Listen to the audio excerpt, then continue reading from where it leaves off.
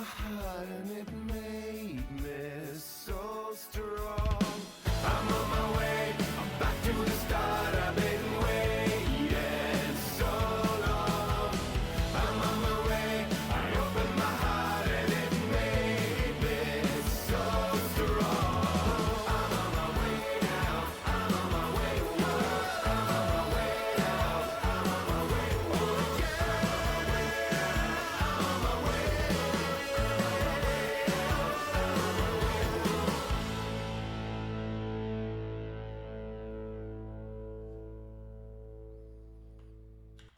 Good afternoon, everyone. This is Gregor. Welcome to the stream, and today we'll be doing more retro stuff, like more than usual retro stuff. So last week was kind of a disappointment with X-Files being extremely slow and boring to play through. The week before that was also kind of disappointing because, well, Starship Titanic turned out to not be as good. So yeah, this week I'm gonna do something that I do actually know to be like decent, if not good, in Journeyman Project 2, Buried in Time. The original of which, like the first game in the series of which is kind of like one of my favorite like childhood memories, I guess. Originally, I meant to do Morpheus, which did not run very well on the PC. I mean, they're like old games, and you have to kind of like run them through layers and layers of emulation to kind of like get like bypass the fact that you're not like running MS-DOS or like Windows 95 anymore. And all the technologies that are now like obsolete, like Macromedia Fusion or QuickTime or whatever like these games are usually running on. So yeah, X-Files we kind of like got away with like managing to run, but Morpheus does not want to run on my PC at all. So instead, I am going to be doing Journeyman Project 2, which I got from GOG. It's like a 96 game, I want to say, if not like 95. Wait, what?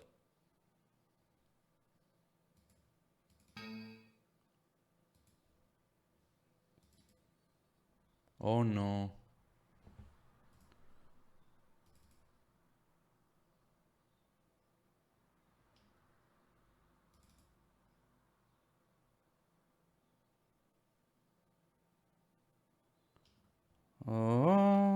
Okay. So the drive I installed the game on seems to be slightly corrupt.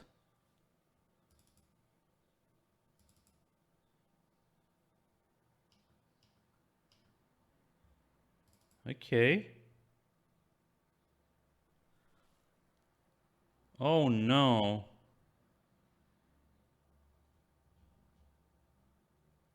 It's like not all bad. Like there's like other games I can actually go into, but wow. Ooh. Yeah.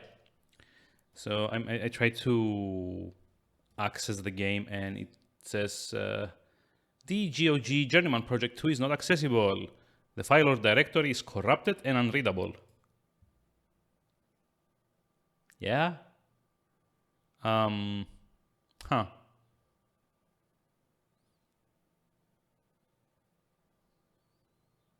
So it's kind of like a small game, so I see if I can like download it on like a different drive, hopefully. Oh my god, why?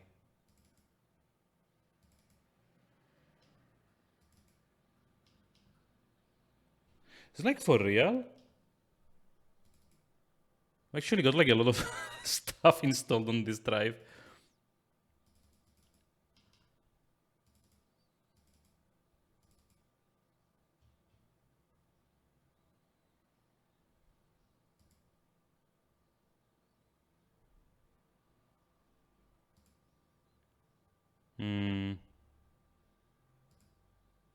So yeah, GOG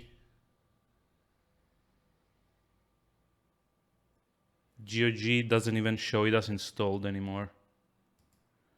Nice. Oh wow. That's like a nice way to like start like a stream, like corrupted hard drive.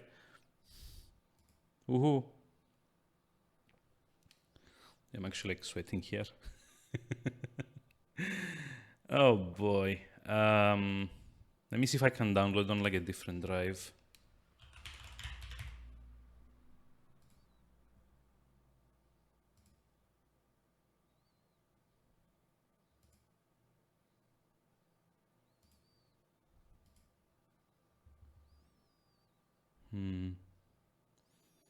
It should only be like a gigabyte or so in size, so maybe like 2 or 3 minutes to download it. Meanwhile, my biggest hard disk drive is having issues. I'm like slightly freaking out here. Like, okay, not freaking out, but oh wow. I've got actually a lot of things installed on this. It's like my entire GOG library is on here. As are like a few of my Steam games.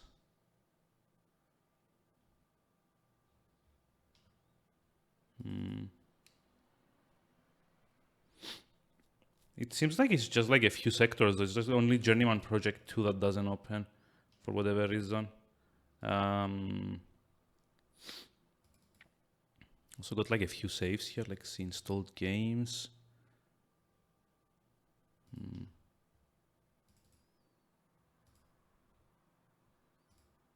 Yeah, Dungeon Keeper 2 runs fine. Maybe it's just like those few sectors, hopefully. We can kind of like partition them off or something. So in the meantime, I'm just like waiting for the game to download. It's halfway there. I'm sorry for this. I set everything up and then I shut down the PC and like went to like the kitchen to get like some lunch before streaming, and now this. Yay.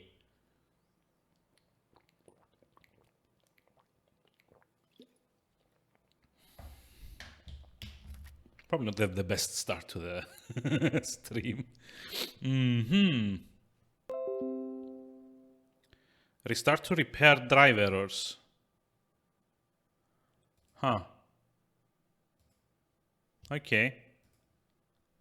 Drive errors. Yeah, but why am I getting drive errors of all things? Like, it's not like it's a particularly old hard disk. It's only like a couple of years old. And I don't generally run stuff that have like a lot of like disk read. Well, maybe, I don't know, something like Monster Hunter at some point or Warframe. That just like keep loading assets in and out.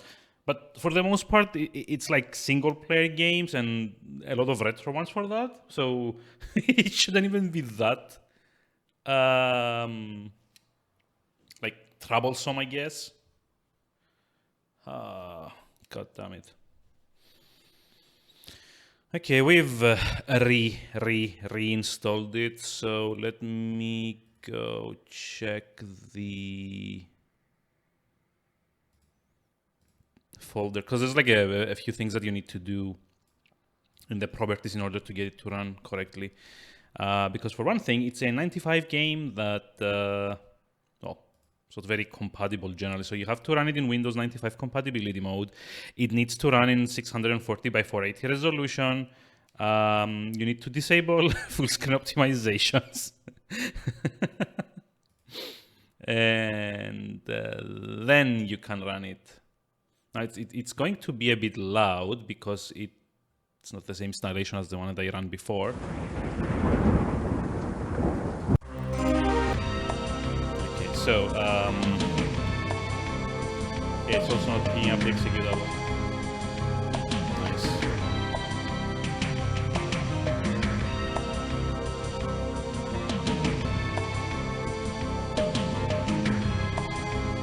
There you go. Too much technology. I wish that was the case.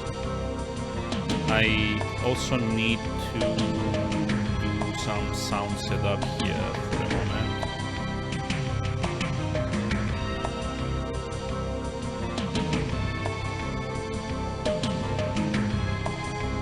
Okay. So now it should be like slightly lower. So, Journeyman Project, buried in time. The background to this, because it's a sequel. By the way, is my voice too low like comparatively to the game? I can kind of like, because there is like no options screen to actually adjust audio for the game.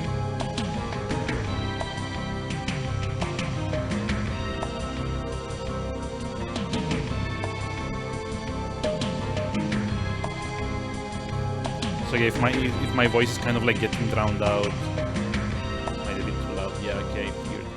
I just like lower it a little bit. So this should be a bit better, right? I kind of like lowered it like maybe 10% from like the stream overlay. So yep.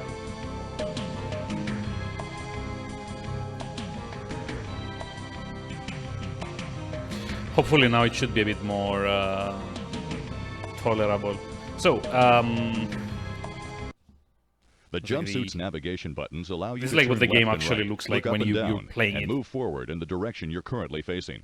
A lit navigation button means that you can turn or move. You can... The final...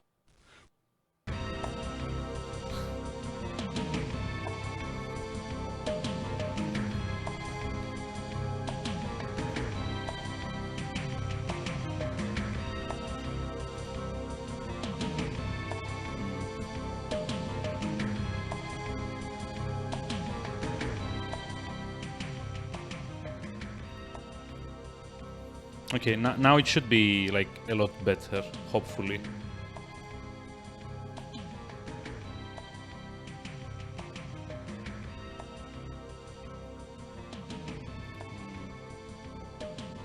Or not, I don't know.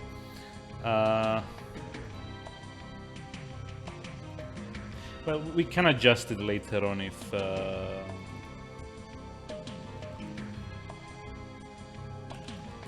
it's like too loud. But yeah, this is the sequel to a 1993 game. It's like basically based on time travel, more or less. You play a character called Gage Blackwood, although he's never named in the first game. He's only named in this one, and like onwards, who is a time traveling agent. Basically, he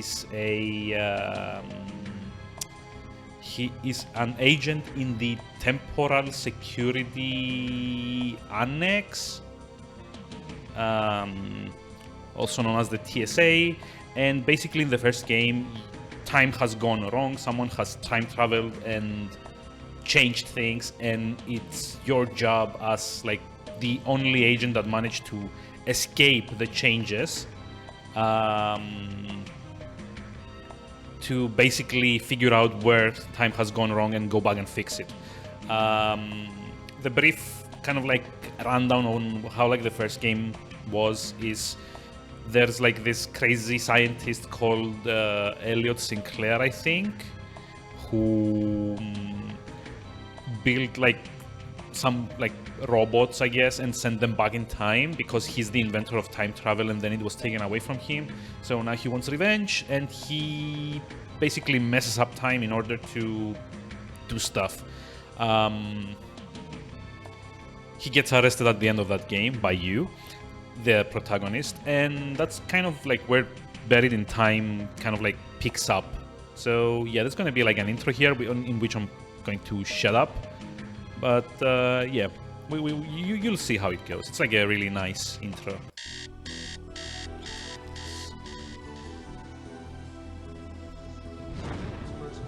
Earth has been officially admitted into the symbiotry of peaceful beings. Gratitude that I honor you, Gage Blackwood, with the Paragon Medal for Valorous Service.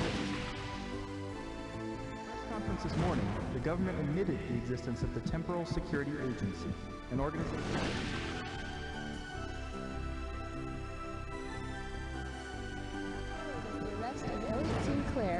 attributed to Agent 5, Gage Blackwood, who single-handedly defeated Sinclair's gang.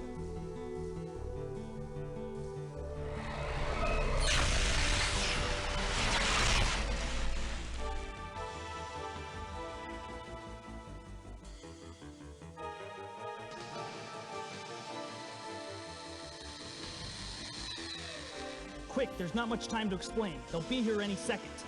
Yes, I am you. I've come from the future. We've been framed. Now, whatever you try to do, do not interfere with what's about to happen. The suit I'm going to transfer over to you will keep you close, so just stand still and watch. When it's all over, you'll be pulled 10 years forward in the future to my present. From there out, it's all up to you. Oh, and I've hidden more information inside of you. You'll figure out what I mean. Here comes the jumpsuit. So hey, Manafei, hi, how's it going? How are we doing today? I'm Howie from the Backstreet Boys. I mean, yeah, the I don't know, like the drapes kind of like do that, I guess. I don't like what the protagonist looks like either. It's really weird.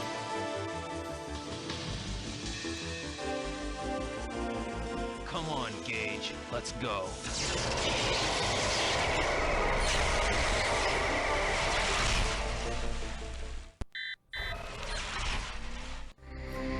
Howie with the long hair was cute. Yeah, but like, I don't like my adventure game protagonists to look like boy band members. To be honest, it kind of feels like a bit weird.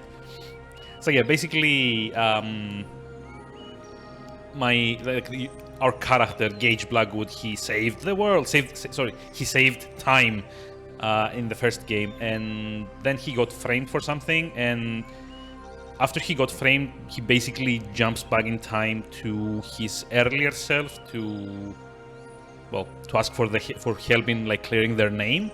And that's kind of how this game starts. You find yourself with this suit here, the number 5 suit, which allows you to jump in time, and eventually we would be doing that. And this is like the reason why I initially didn't want to stream this game, because both the first Journeyman Project and this have a very, very small viewport. Like you can see like the game in like maybe 30% of the screen, and the rest of it is like UI elements over and under and to the side. And in the original, this was basically done because of limitations in technology, because it was a 1993 game with pre-rendered backgrounds and 3D animations, so everything was compressed to hell and back, so it had to be a little bit, smaller, so that you didn't get like a lot of artifacts like you do here. And they tried to explain it in-game that the temporal security agents have like an eyepiece that allows them to like view this. So basically, what the game is showing you here is exactly what like the character should be seeing through their eyepiece. It's a nice game. I like the series in general has like very nice ambient soundtracks, especially like the synth stuff that plays in the background, and it's also like really interesting with the like for the time the 3D technology that went into rendering all of the backgrounds and making the animations, because both the first and this one have transitionary animations, which were kind of like a big deal back in the day, because the only other game I can remember that did that was Myst, and that was after CDs became a thing and they had the capacity to have pre-rendered videos on this. So you get like animations like this one. I mean, it's not a lot, but it does make a difference. It did make a difference back in the day. So yeah. So I've only ever played the very beginning part of this, which is basically getting the clue of what we need to do and doing the first jump, basically. So there's like a few cool like Easter eggs here. These are the robots from the first game that are your main antagonists, and I think if you click them,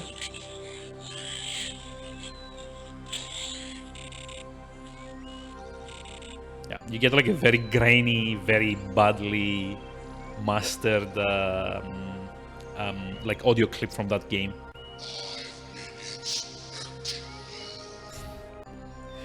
I think this is actually like the actual clips from that game because they're like so low quality. So this guy says, "I've been expecting you." I don't remember what this guy says, and this one is like says something like, "I love a good challenge." I mean, just like.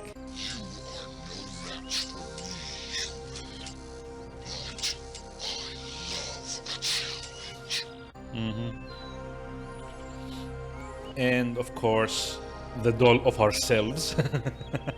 See, like, this is like the eye patch thing I was talking about. This is like supposedly this is an action figure based on you from the first game. And remember when myself said, I've hidden clues in yourself. Since you're getting this message, I'm assuming everything went well. Now, before you do anything, you need to understand that the role of the TSA has changed in recent years. In addition to the security unit, there's now another team whose job it is to research history. That's the team I was on. That is, until someone altered history at 4 of my research mission locations. They weren't major changes, just enough to create temporal ripples. When another agent discovered the temporal ripples about a week ago, I was suspended and put on house arrest. Then they discovered some evidence, and by the next day I was already on trial. I had just about given up hope last night when it hit me. I'm being watched, but you can still prove that we're innocent. So I've decided to break house arrest and jump back in time to get your help.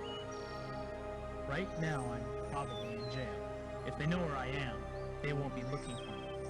You'll be free to jump to any of my research mission locations to see what's going on. Now pay attention. This is important. Go to each of the 4 time zones and gather as many clues as you can find. Try and discover what's been changed and how. I've programmed the jumpsuit to auto-record any evidence you might find. Oh, and one more thing.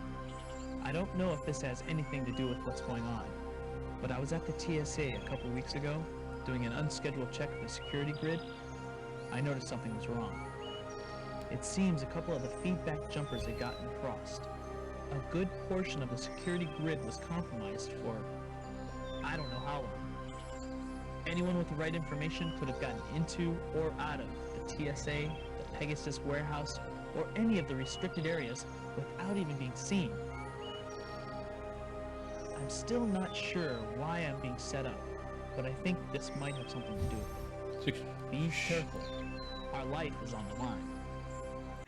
Sorry, so I'm generally gonna be like shutting up when there's like dialogue on screen. There are no options to kind of like adjust the volume. It's all been mixed into like well, not one track, but you can't actually like lower the music so that the dialogue audio is more audible. So every time there's like dialogue, I'm not gonna be talking just so that I don't cover anything up because there's no subtitles either. Hope you're doing well. I'm doing great, thank you. I hope you're also doing well. Aside from like the being tired thing, but yeah, you know, more sleep is always good if you've got like the option for it.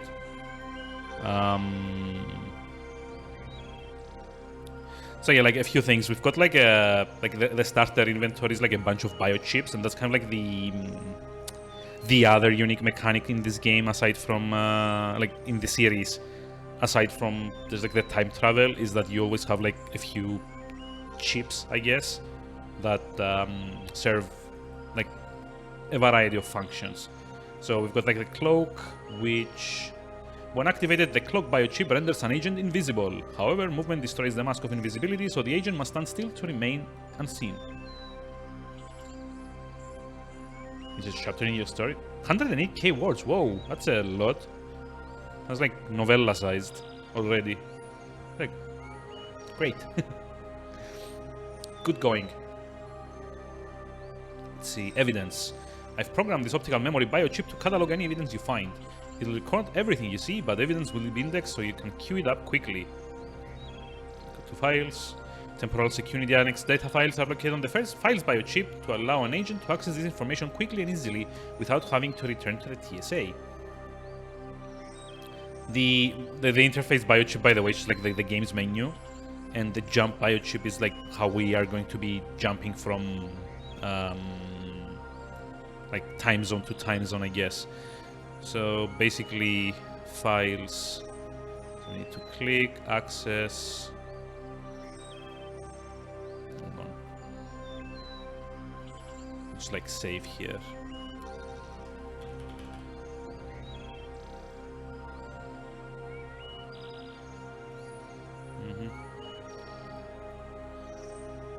Backstreet Boys fan fiction. Alternate universe, just the names and looks of the oh, okay, fair enough. Sounds like fun. Also, we have like a blank biochip, by the way, which we're gonna find uses for these later. But you can basically just like go invisible. That's like one of the things that we can do.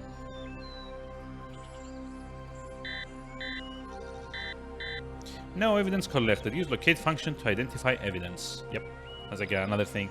It's like a Myst type game. Yeah, it's kind of like a early Myst-ish game. I think this game actually predates Myst by a year or two, if I'm being honest. Let me just like check this out just to be sure.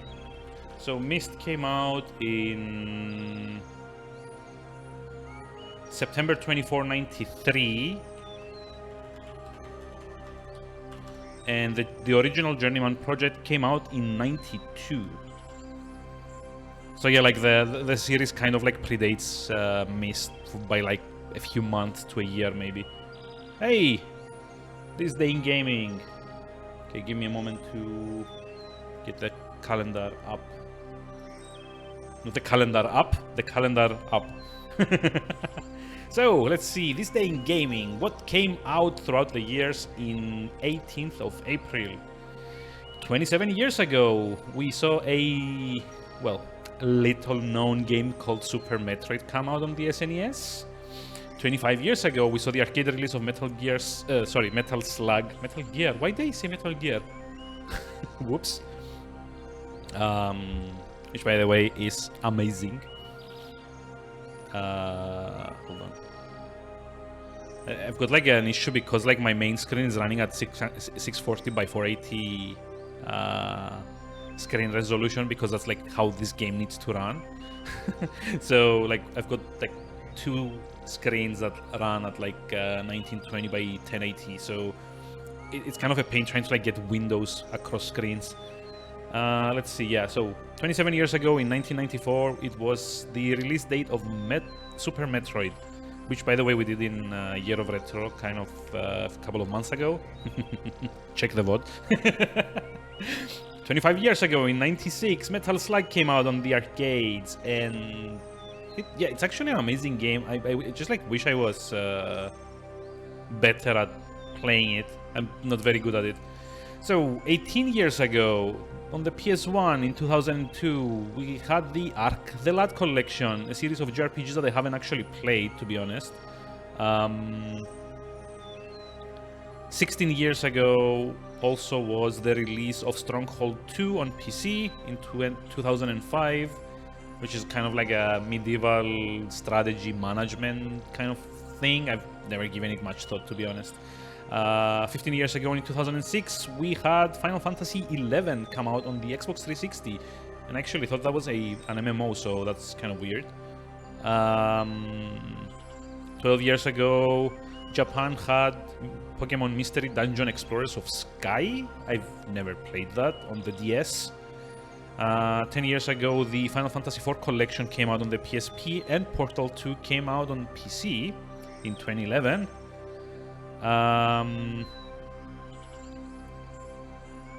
5 years ago, Danganronpa 2 was ported to the PC from the Vita. 4 years ago, PS4 had the release of Silver Case, and meanwhile Nintendo Switch and PS4 got Wonder Boy? Oh yeah, the Dragon's Trap, I remember, that's like the remaster remake kind of thing. And 2 years ago, in 2019, we got Katana Zero on PC. So yeah, not like a very busy not a very busy day, this one, aside from like Super Metroid and like a couple of other ones. Super Metal's like solid. Yeah, I kind of like got mixed. Like whenever I see Metal, I immediately think Gear after that. It's like, I don't know why. It's like probably making so much fun of like the Metal Gear thing that like Snake does. Mention Mana or something else for the collection. No, Arc the Lad collection came out on the PS1 14 years ago. Played Stronghold 2, but only the other stuff. Wait, Stronghold can't be compared to Age of Empires, yeah, but it was like, I remember like it had like a Stronghold. Like I've never actually played the series. A friend of mine was like very into them though, and I remember it was like an RTS, but more into the management of it rather than the combat of it. Like it had like a much bigger emphasis on you know, resource collection and micromanaging the, you know, the supply lines and all of that. So I don't know, I always felt like Age of Empires is like more combat oriented, I guess, maybe, if you'd call it that. Then again, I'm not a very big fan generally of RTS games. I do play them on occasion, but not like very often. So before we do anything else, we need to check the files. So background development of technology. The world's first time machine, known as Pegasus. By the way, that's something that Gage mentioned about the Pegasus warehouse. I forgot to mention that, but basically, while in this game we can time travel with a suit, in the first one we had to use the Pegasus machine. Do you remember the combat match? Yeah, I know. Like, if you want to compare a game to Age of Empires more like directly, I think Rise of Nations. That's like the right one. Rise of Nations, I think, is like kind of like more comparable, but a bit more extended to like modern times. So yeah, the world's first time machine, known as Pegasus, was the brainchild of part-time historian and full-time physicist Elliot Sinclair. He's the bad guy from the first one. In 2311, after seeing Sinclair's time-bending experiments, the government contracted him to build a full-scale operational time machine. The purpose of this device was to explore our past as well as to discover the truth behind many disputed historical events. Yeah, I mean, true. Just 4 years after the project was begun, the world's first time machine underwent its first test run. Founding TSA. The test run would be the first and last time that Pegasus would be used for research purposes. Due to mounting concern by government officials that such a device could lead to the accidental permutation of history, the project was discontinued. By the way, this is something that the very first game also makes you sit through, although in their case it's pre-rendered, it's like pre-shot cinematics, I guess. It's like literally the first game asks you to sit down for 10 to 15 minutes and watch the well, like the headlines of the time up until the creation of TSA. Let's see. The project was discontinued. Sinclair was forbidden to ever work on time distortion projects again, and with the illicit construction of time travel devices now being a very real threat, the government secretly set up the Temporal Security Agency as a means to safeguard history from sabotage. Although, by the way, in the first game they call it the Temporal Security Annex for some reason. I think the remake of one called Pegasus Prime kind of retconned that, and like, so it's kind of like weird. They the original Journeyman Project came out in '93 or in '92, and then they made a turbo version in '93, which was basically kind of they went through like all their source files and rendered everything again in like slightly higher resolution so it could run a bit faster and higher like frames per second and all of that, kind of like to take advantage of all the technology at the time. So after that, they, as far as I know, they shot Journeyman Project 2 back to back the very next year. And then 2 or 3 years later, they revisited Journeyman Project 1 and made a version called Pegasus Prime, which retconned a few things, so it would better fit with Journeyman Project 2. They used also a few of the actors in Journeyman Project 2 as cameos in Journeyman Project 1, which weren't there before because the first one doesn't actually have any live actors aside from like the encounter at the end with Elliot Sinclair. And in fact, in the first one, if you ever go to the point where you're about to be spotted by a human, it's an instant game over because you've changed time. And yeah, that's kind of like a nice little kind of backstory there for you if you're interested in it. If you're not, I don't care. I'm gonna say it anyway. It's my stream. As had been expected, Earth's incorporation into the symbiote of peaceful beings brought with it outstanding advances in technology. So yeah, the major story of the first one is that Elliot Sinclair, being very pissed off that his time-traveling toys got taken away from him by the government, decides to jump back in time and screw things up so that the symbiote of peaceful beings, a collective of peaceful aliens that have come to ask Earth to join them, will get sabotaged and declare war on Earth instead. That's like basically the major plot behind Journeyman Project 1 is to like you need to stop Sinclair from sabotaging the Earth's attempts to join the symbiote of peaceful beings. I think that's a bit better. Yeah, that's slightly like off-center there. So yeah, these advances aided the TSA in developing the next generation of time machines. The Time Displacement Unit, or jumpsuit, incorporates an entire time machine into a mobile self-contained suit. The greatest advantage of the jumpsuit is that it can forge its own null-time tunnel from one location to another, eliminating the need to return to the present between jumps. This new technology rendered Pegasus obsolete, and in August of 2325, the time machine was dismantled. Its huge generator was destroyed, and the smaller core elements put into storage in a location known only to the agents of the Temporal Security Agency. So you also get like the divisions of TSA. That's like another new thing over the first game that Gage kind of like mentioned at the start of the intro. Along with the development of the Time Displacement Unit came a rethinking and restructuring of the Temporal Security Agency. Gone were the days of historical security relying entirely on one agent using one machine. Now multiple agents had the freedom to move through time at will. And several years had gone by without incident, changing the prevailing opinion on the dangers of time travel technology.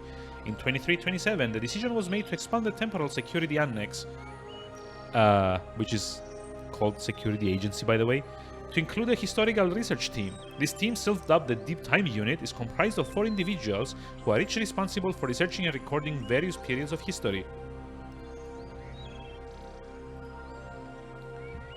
So you've got like the security dossier of all the agents, I guess. So it's like Agent 8 is the guy that arrested like present-day Gage.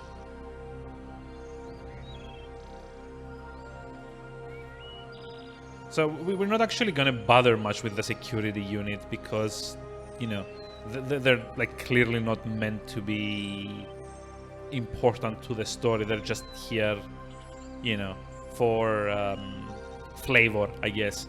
What we do care about is the research unit. And I do kind of know that Michelle Vizard is supposed to be kind of important because she has a cameo in the first game. There you go. Michelle Vizard, status active, age 35, height 168, 60 kilos, weight. Blah blah blah. Black belt in Aikido, in Karate. Took first place NIT Intercollegiate Graphball competition, blah blah blah.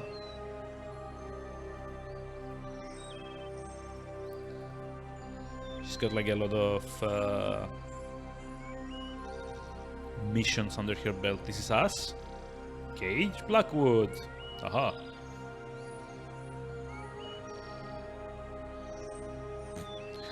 Our interests are classic science fiction, history, abstract art, and journeyman collectibles. Huh. So yeah, these are like our 4 time jumps, I guess, that we have to go explore. Roger O'Rourke. Okay. Greek mythology, history. Yeah.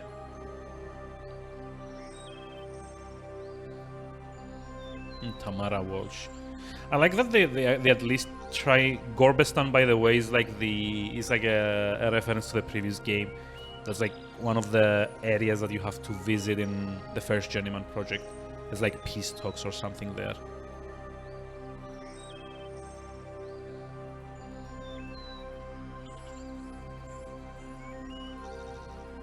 So yeah, let's just like read this and we're done, I think. The time displacement unit, most commonly known as the jumpsuit, is a temporal security agent's mode of time travel. Each of the TSA's 10 jumpsuits have been coded specifically to the DNA of the agent to which it has been assigned and cannot be used by anyone other than the assignee. Unauthorized tampering with the suit will result in the self-destruction of its neurocircuitry. Though the jumpsuit offers freedom of travel, it does not provide the agent with much protection. For this reason, it has been equipped with cloaking technology that renders it invisible to onlookers. This feature is vital to the members of the Team Deep Time unit, who must exercise extreme discretion while researching the past. However, as moving destroys the illusion of invisibility, the suit's navigation buttons are disabled while it is cloaked.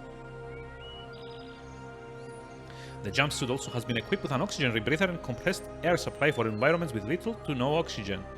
This reserve immediately refills when the agent returns to an oxygenated environment. The final significant feature of the jumpsuit is its temporal pocket. Items collected by an agent are stored in this pocket, which is actually a null space void. When placed in the void, objects take up no space and are not a burden to the agent.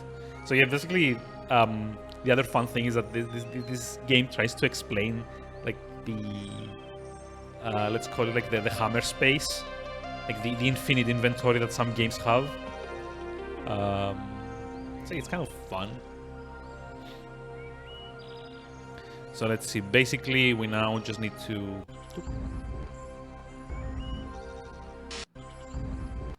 Okay, just like stop that. Just like need to look around a little bit and let's see.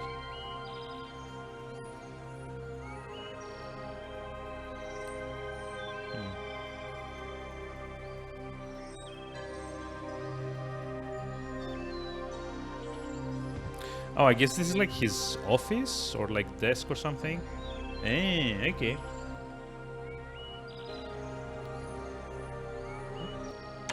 You have 3 messages. Wait, is this voicemail?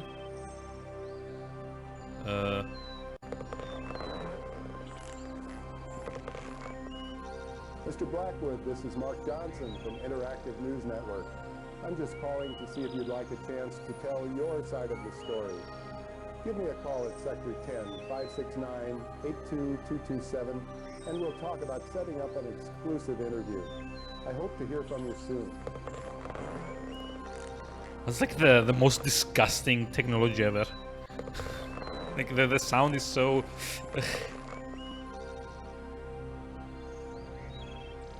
Hey Gage, how you doing? Listen, Oh shoot, it's your day off. You're probably in Tahiti as usual. Well, anyway, I was wondering if I could borrow your environ system. The record button's busted on mine and I haven't had a chance to get it fixed. And hey, you do me this one favor. I might be willing to forget our bet. Remember? Grab ball last week? Thought you'd get away with it, huh? Not this time, pal. I beat you fair and square. So call me. I'm at home. Thanks. Bye.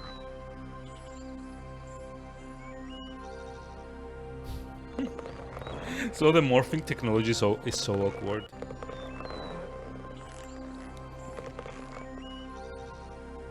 Gage, it's me. Wake up and answer the phone. Hello.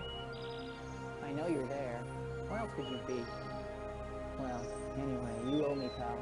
I got your jumpsuit. I just pray they don't realize their key evidence is missing before you figured out what's going on, or we'll both be in neck deep. I mean, it wouldn't take a genius to figure out that I was the only one who could have taken it. But hey, they wouldn't fire me, would they? I'm their chief technician. Who else do they have to get their net games running? I'll send you the suit as soon as I put in an OpMin biochip. If you get a chance, you'll want to modify it to automatically record evidence. And if you need anything else, please, hesitate to call me. Oh, and Gage, do me a favor. Erase your messages for a change. Thanks. Good luck, buddy.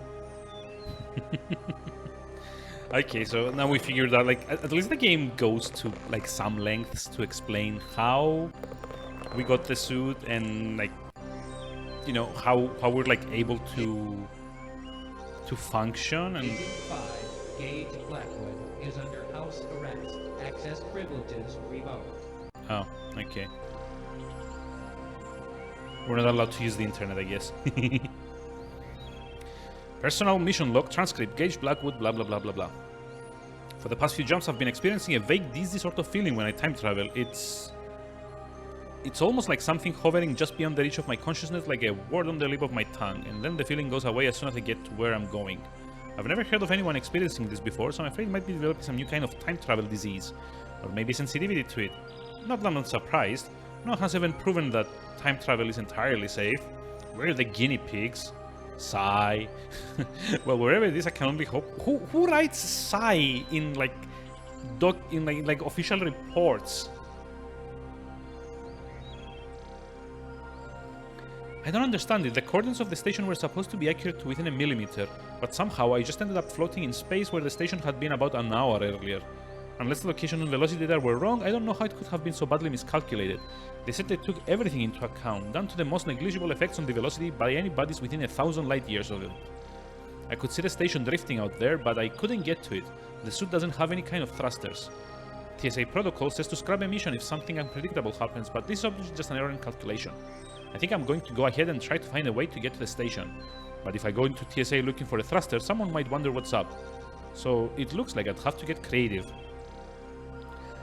I came up with a pretty cheesy idea for propelling myself to the space station. I still can't believe it actually worked. Not that it matters.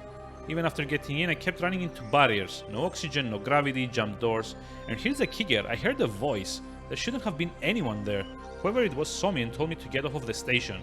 Actually, I'm not sure he saw me so much as detected my presence. But still, I had no choice. I had to abort. It's a miracle I didn't cause a ripple. Maybe because whoever it was died up there before coming into contact with another human being. But I can't help but think, what if it was Farnstein?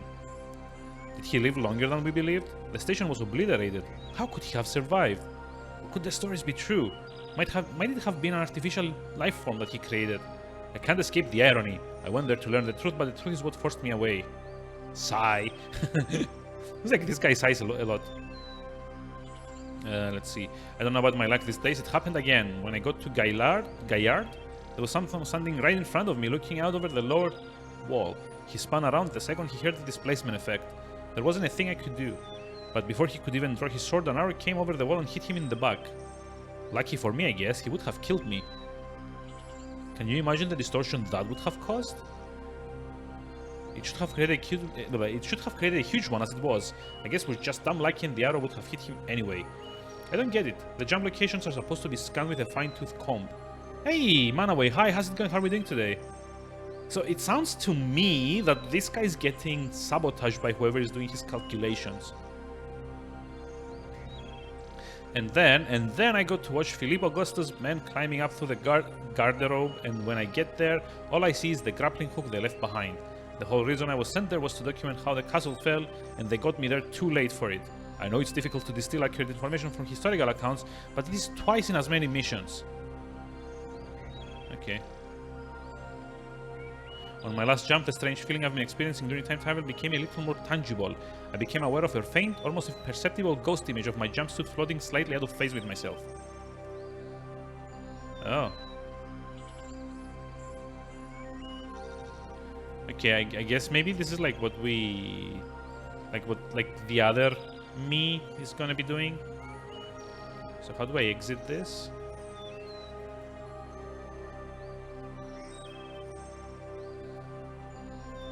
Oh.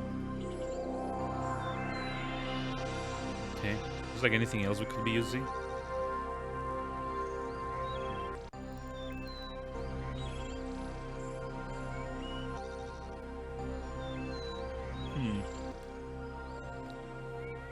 So yeah, how's it going, Mana? How are we doing today?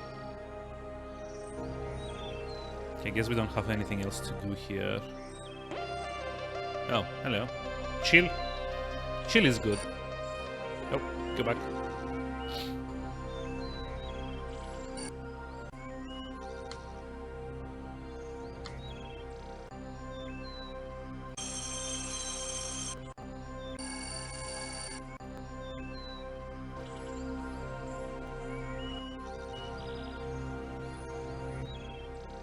So here's the thing, I don't think any of these are meant to be like plot critical. I assume they're all kind of, you know, just like fluff. Kind of like to flesh out the whole thing. Antique books for display purposes only.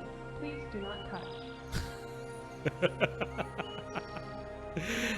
Antique books for display only. So what are the antique books?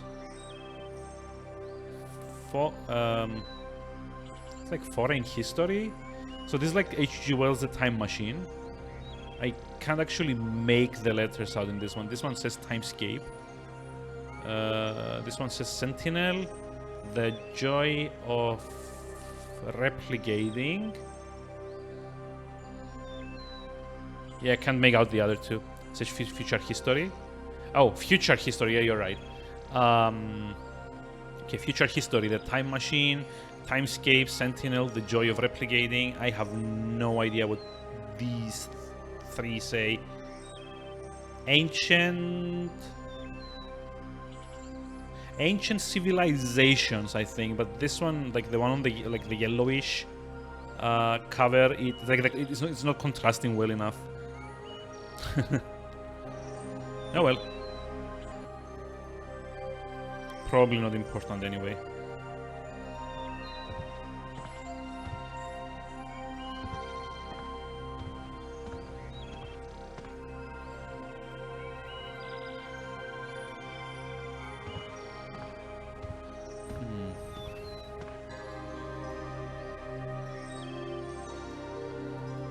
Okay, so we can go to the middle of the room as well. We can go back to the painting. We can go, I guess...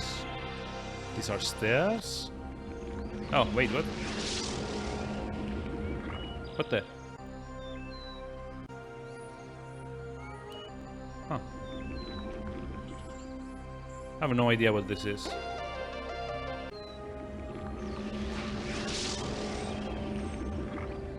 I guess we're like inside a bubble now?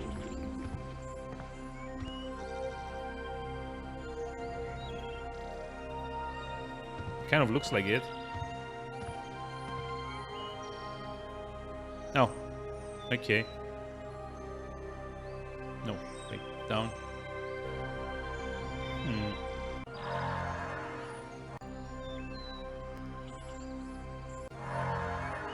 All set. I have no idea what this is.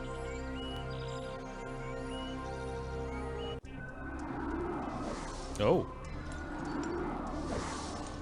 Is this like a holodeck kind of thing? Like a holosphere? Okay, these are like the news. Oh, headline stories. Okay, let's see. Agent 5 breaks arrest. The soon-to-be-released Geno, A Fond Remembrance, is Volume 4 of G-Tex, Rock Through the Ages collection. Never before has there been a video collection that captures the many moods of Geno Andrews. You'll hear the melancholy Geno. So many songs about the rain. Oh my god, this is like... The rebellious Geno. you never escape the advertisements, like even in like 200 years in the future. 300 years in the future. Yes, the carefree Geno.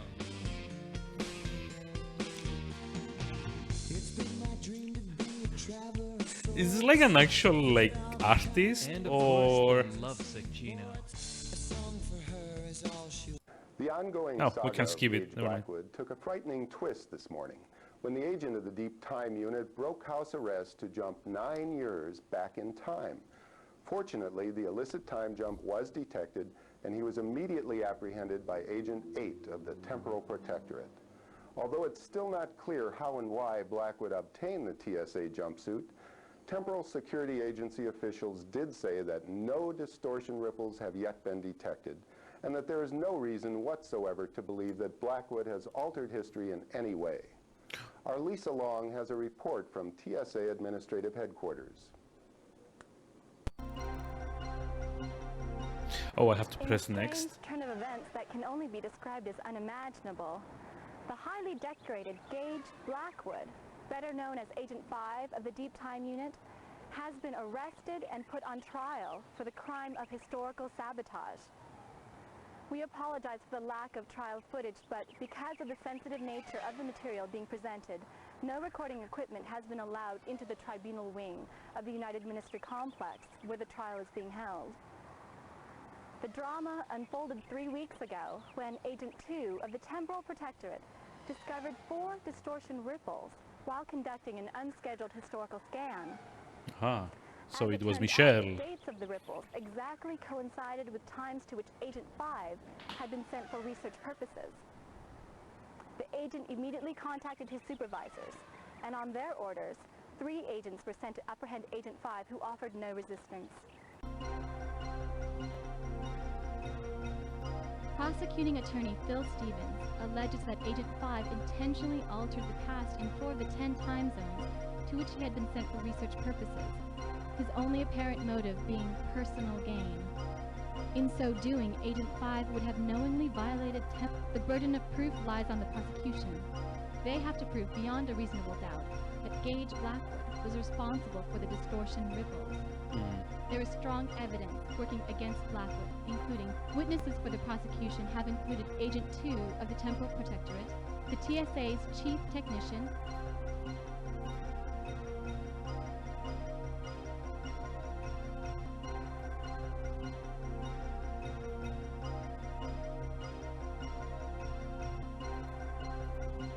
Okay. There's like a bunch of info here about like how we got arrested, I guess. Oh, you can actually click on the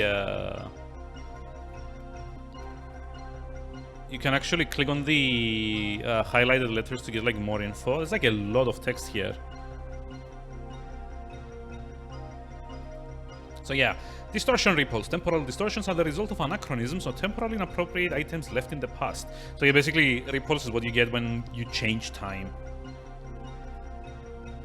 I'm just going to like kind of like abbreviate here. And if you get like a lot of them, you get a wave which alters reality. That's like from the plot of the first game actually. Chronologue scanner. Located within the temporal security annex, the chronologue scanner array monitors history for illicit time jumps and temporal distortions. That's actually what we are using in the first one to save the world.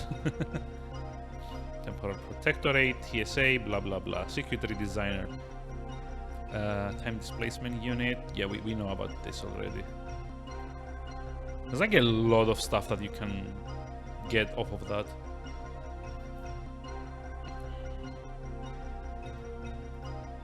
Physical evidence. An inspection of Agent 5's locker revealed one valuable but not historically significant object from each of the 4 altered time zones that he was sent for. The 4 items included a gold ornament from Chichen Itza, a jeweled orb from Chateau Gaillard, a sketch from Leonardo da Vinci's studio, and a signed document from Kenneth Farnstein's lab. Okay, so now we at least know what we need to find. In the absence of an alibi or any evidence proving Agent 5's innocence, defense attorney Sandra Gallagher will be setting out to show, through the testimony of character witnesses, that it is not likely Mr. Blackwood committed the crime. If the defense can elicit some doubt of Blackwood's guilt, the defense has not yet had the opportunity to present its case. With us now is William Doughton, the TSA chief technician. Oh, he's the guy that helped Gage with like the suit. Administrative headquarters. Okay, we don't need to watch that. I have with me now Commissioner Jack Baldwin of the Yeah, he's like the Temporal boss. Security So this is like the other one of the 2 characters that had like a cameo in the first game, in the first game's remake. If Blackwood is indeed guilty, he has altered more than just the past. The future too will... Yeah. INN will return after word from our sponsor.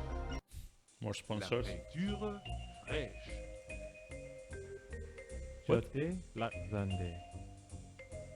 What? Sasta Gorsht. Why am I getting... Okay.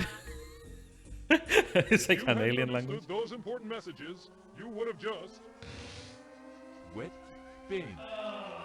Screwed up your best suit. Flippity Van Van.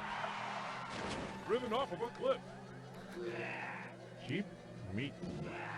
Been poisoned. Restaurant smoking in the lobby.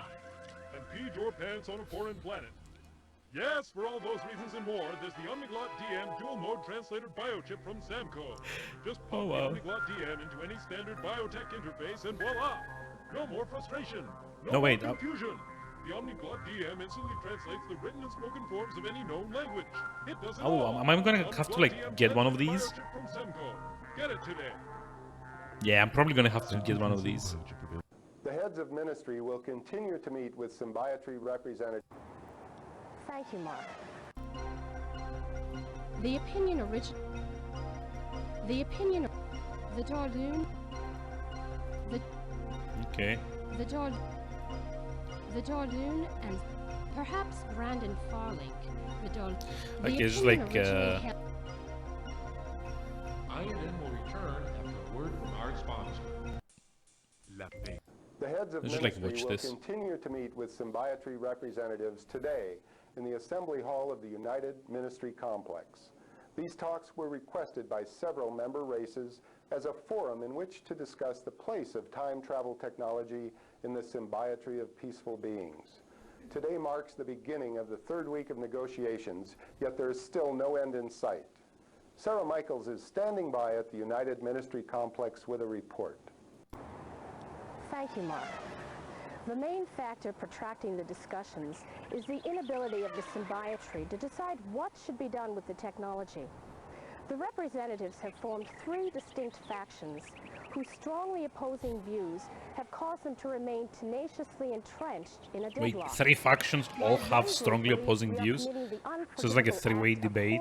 A vital technology. A second supports the Symbiotry tenet that each race has sovereignty over its own technologies. The third contingent, which has grown in strength since the arrest of Agent 5, contends that time travel represents a threat to every race of the Symbiotry and should be destroyed altogether. Even though most attending races strongly disagree with humanity's sole ownership of the technology, our heads of ministry refuse to acknowledge their arguments, citing its inevitable misuse as their foremost concern. Okay. Despite So, the argument, Chancellor. fair enough. So basically, there's like a B-side story about like the technology being shared, not shared, or just like outright destroyed on time travel. It's kind of like interesting. Like out of all the civilizations and like cultures out there, only humanity managed to create time travel. Come on.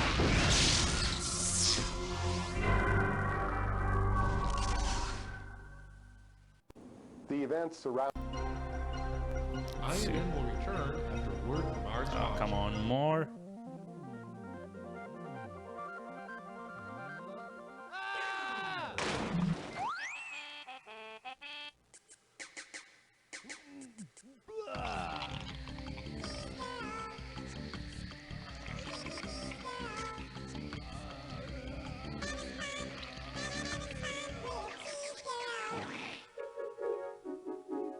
Cheese girl!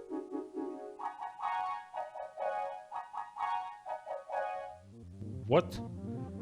Pressurized cheese food spread. Oh! I just figured something out. Hold on. In a last-ditch effort to stay afloat, the Louvre Art Museum held an auction of unprecedented scale yesterday. The museum was forced to sell off many of its older collections to pay off creditors and to raise funds desperately needed for renovations. Hey to Alex, hi, facility. how's it going? How are we doing today? Thanks, Mark. This game sells cheese girl? You have like Louvre's no financial idea difficulty. what that is. The 4 items that the Your unidentified favorite bidder pasteurized purchased- cheese spread? Really? Wait, that's an actual thing that exists? Also, by the way, Chichen Itza is like one of the locations we have to jump, so I guess this is like a clue to something. This unusual jade and gold coffer is thought to have played a role in Mayan religious ceremonies. It was discovered in 2027 during an archaeological dig within a previously undiscovered cavern below the pyramid known as the High Priest's Grave in Chichen Itza. The most distinctive feature of its coffer are its cylindrical shape and intricate locking mechanism, which make it the most important find ever to come out of Chichen Itza. There's like a lot of archives here for this. I have no idea. Let me have this. Okay. That's like the intro to that is like so weird. Like the advertisement to that, I guess. The complex mechanics of the device, which is similar in construction to a Chinese puzzle box, prove that the Maya were much more capable builders than previously believed. For many years, the coffer was thought to be cursed, blah blah blah blah blah, without having entered the proper combination. Okay.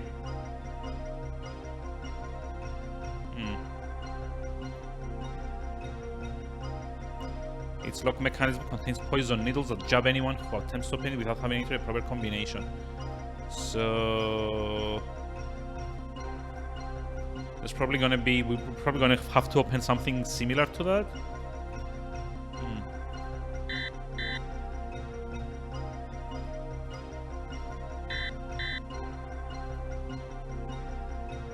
Codex Atlanticus is Leonardo da Vinci's codex on flight. Wait, isn't that like another location that we were supposed to jump to? And Richard wants Sword Chateau Gaillard? Yeah, it's... Are these like all the things that I'm actually supposed to go find? That's the 4 5 items bidder that the unidentified bidder purchased included the Toltec Mayan ceremonial coffer, the King sword, Richard the Lionheart's sword, the 4 Codex items that da the unidentified Vinci, bidder and purchased the self-awareness included the sculpture. Toltec Mayan ceremonial. see. Experts estimate that Who the was 4 it? items that the unidentified bidder purchased included the Oh. Toltec Mayan. Experts estimate that the Unidentified unidentified man, man paid at okay. least 7 billion credits.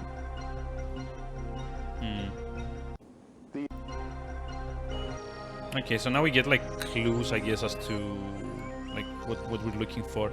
It's the sword in Chateau Gaillard, it's the puzzle box in Chichen Itza, it's the AI sculpture in, I guess, like the space station area, and what was like the other one? Jeez, I forget. I'm not gonna sit through that though.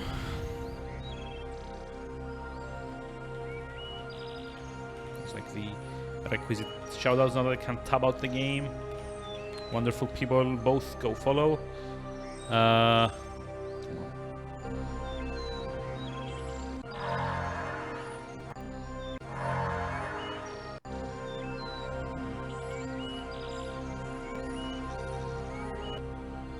Wait, why isn't it picking up the shoutout for mana? Oh, there we go. Wait, what? So yeah, this is like totally a holodeck. It's like the entertainment set, I guess, in here. It looks like a dome kind of thing.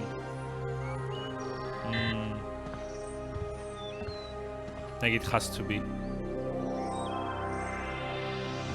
So how do we get out? Here?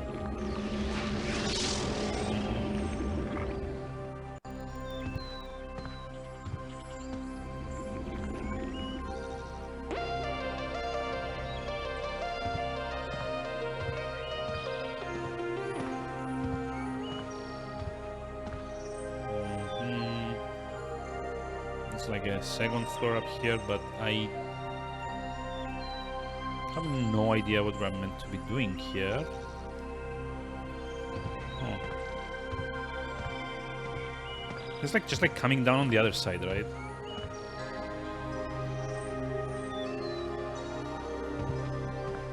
Just like the only place left is like here in the middle.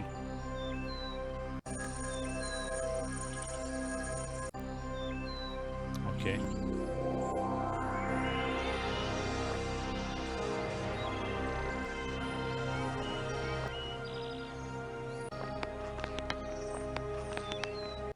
Wait, is that a is that a Journeyman Project collectible? Ah, come on.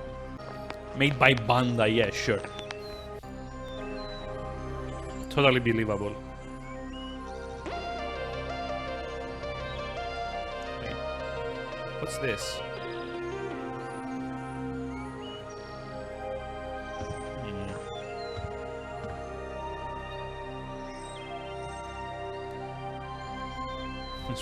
That's no worries. I couldn't actually do it before because this game is very, very weird when like you tab out.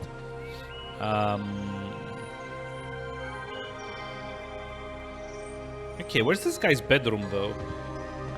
But yeah, the game's like really weird about tabbing out. It can crash if you try to tab out while there's like a video playing, like any of the FMV stuff, if it's running, you can't tab out, or like the whole thing will crash.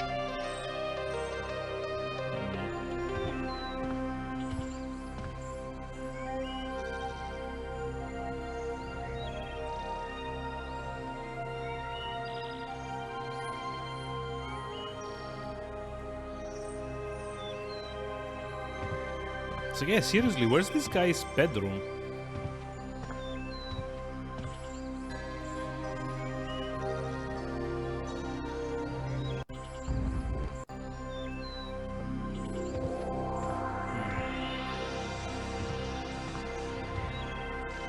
Oh, wait, what's this? I didn't see this before.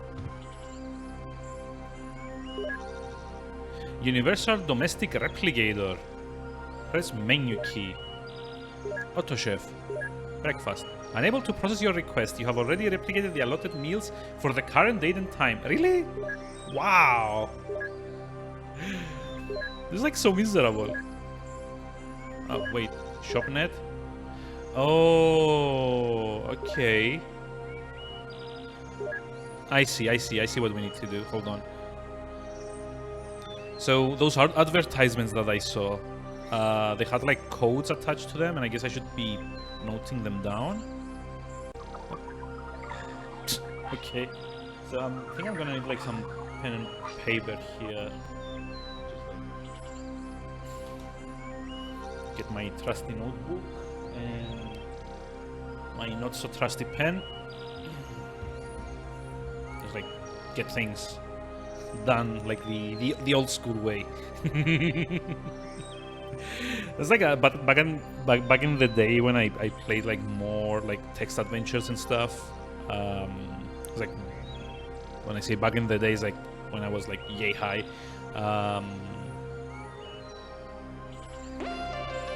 It's like half the fun of those games was kind of like keeping notes. I never actually did it to the extent that some of the more hardcore players might have, but I do remember having stuff like graph paper and you know, mapping out things, especially games that like Zork that had like all these like very weird mazes in them. Like a lot of the time you could have rooms that ended up kind of like doubling back into themselves, and if you didn't keep notes and kind of, you know, map things out, you would get lost. I mean, it's just like totally, utterly lost. So the advertisements, what do we need? It's like that cheese girl thing, and it's like the CD thing, like the love song collection.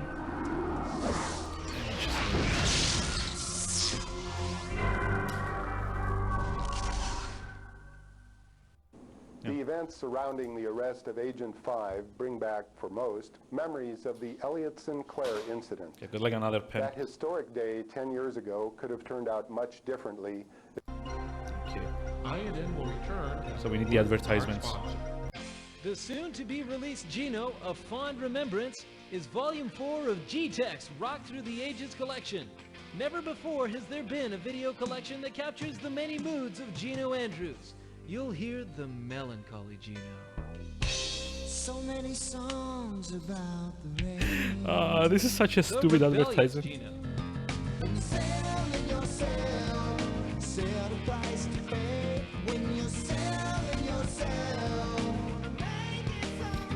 Yes, the carefree Geno. Isn't there like one like the horny Geno? It's like a love song. And of course, the lovesick Geno. Yeah, I guess that's like kind of like it. All of his chart-topping videos are here, brought back from the archives of the past and completely remastered in stunning 4D sound. In fact, Geno, A Fond Remembrance is the most complete collection of Geno's hits ever compiled on one EC. Come on, give me the code for it. Call our toll-free ShopNet line now and receive a free sample from the upcoming EC that's bound to be an instant classic. 538 Geno, A Fond 48257. Oh, it's like a big code as well. The ongoing. Okay, return. Next. INN will return after a word from our sponsor. La peinture fraîche. I guess this is like the most important one. That's like the translator chip. Sasta gorsht.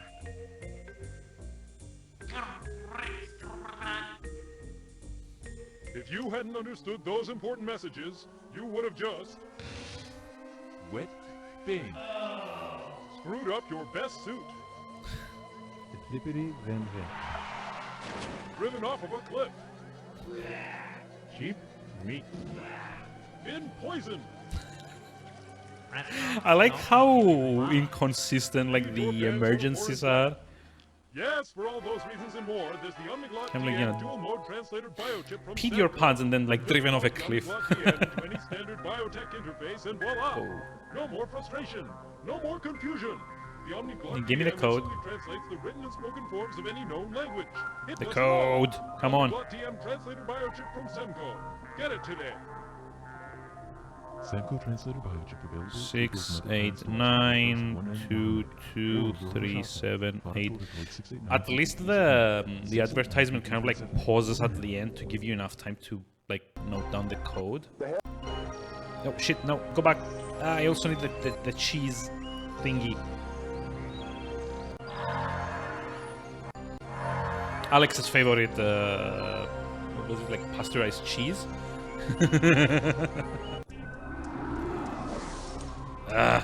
And this, by the way, is an unskippable intro to the news, I guess.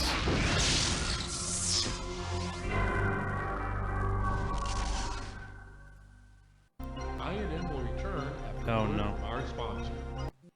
In Alaska, INN will Here's this return one. after a word from our sponsor.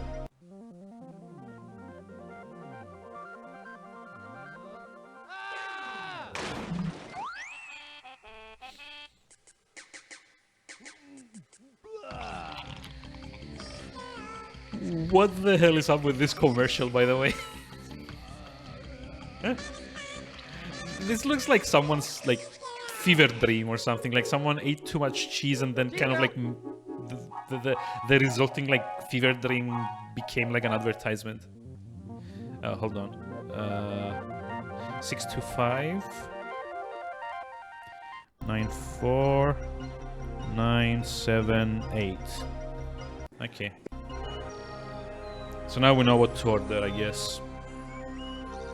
And I just figured out like the cheese thingy we're probably gonna have to use at the space station. Because remember we were reading the what's it called? Like the mission report, like the mission logs. And it said at some point that like he found a cheesy solution on how to reach the station or something. I think it's like in here somewhere. Hold on. It's like this one here. I kind of like skimmed it over like previously.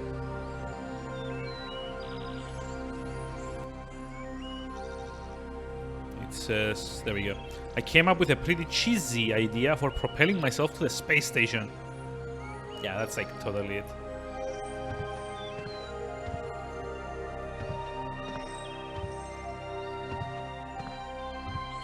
Let's see. Shopnet. So 538 48 257. Gino A single G-Tech price free. Wait, free? What? Why is it free?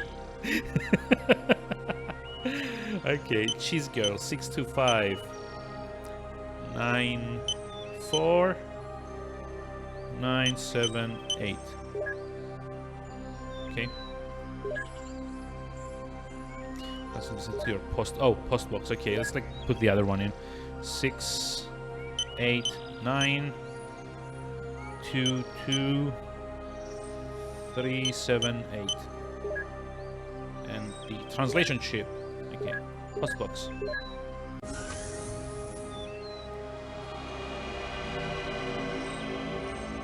This is like such a cool. Oh, there you go. Such a cool like future tech, I guess. You order it and then it kind of like self-replicates itself into your like living room. Reason to Go is your free sample from Volume 4 of GTEx, soon to be released. Easy compilation in... Yeah, okay. This is like why it's a demo, I guess. Postbox, Cheese Girl.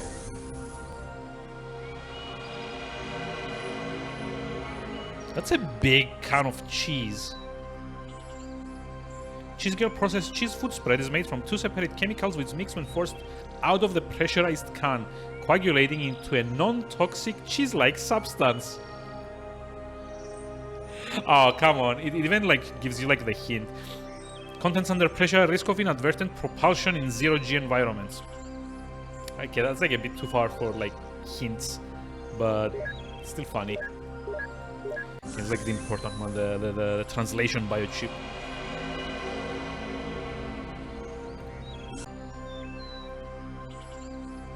The Samcon Translate biochip is capable of translating both the written and spoken forms of every known language. Simply pop it into your biotech interface and click the activate button. The Samcon Translate biochip does the rest. Okay. So is that it? I don't think there's like anything else in this place. Still haven't found the guy's bedroom though, but eh. Maybe it's like some kind of like fold away thing. Like initially I thought that maybe there's like another floor above that and this thing in the middle is supposed to be like the elevator or something. But then I kind of noticed that there's like no roof actually for whatever reason.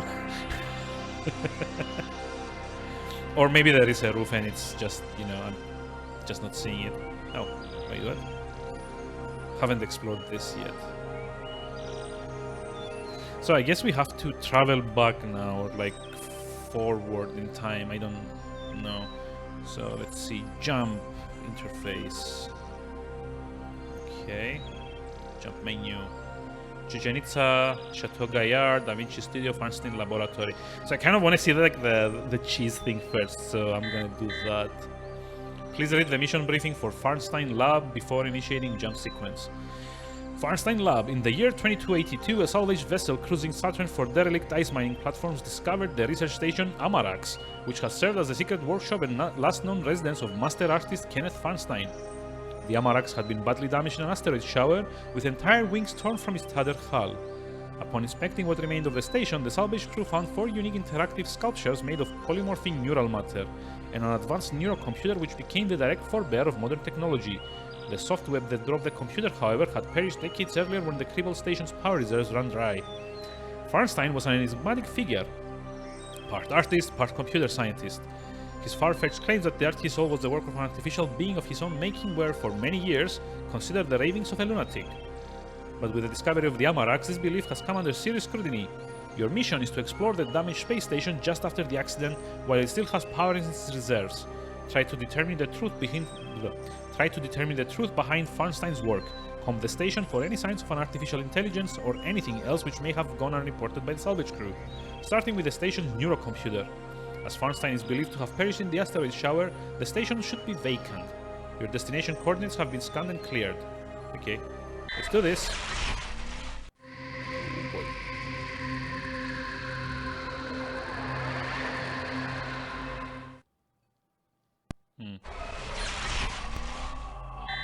Warning, atmospheric oxygen level 0%, switching to emergency oxygen reserve. Alert, 0G environment, propulsion source required for movement.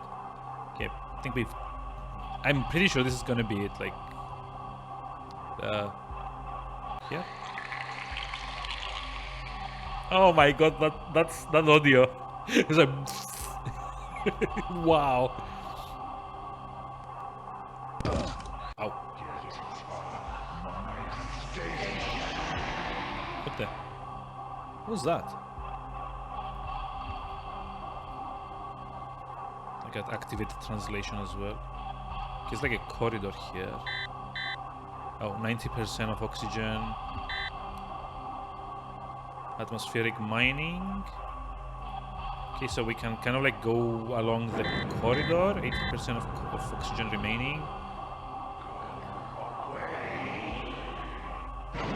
Wait, what? Pressure variance too great. Door may not be opened until pressure is equalized. Okay. 70% of oxygen remaining. Okay. Pressure variance too great. Yeah. Be Okay. opened until pressure is equalized. 60% of oxygen remaining. Let's like go for like further in.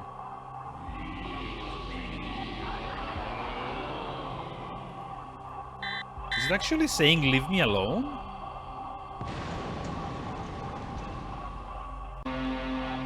Pressure variance too great. Okay. Door may not be opened until pressure is equalized.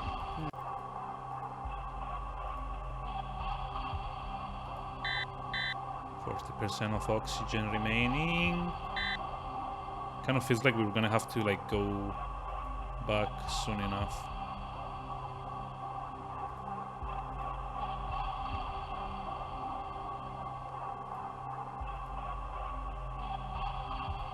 Oh, okay, this one unlocks. Is there gonna be air in there?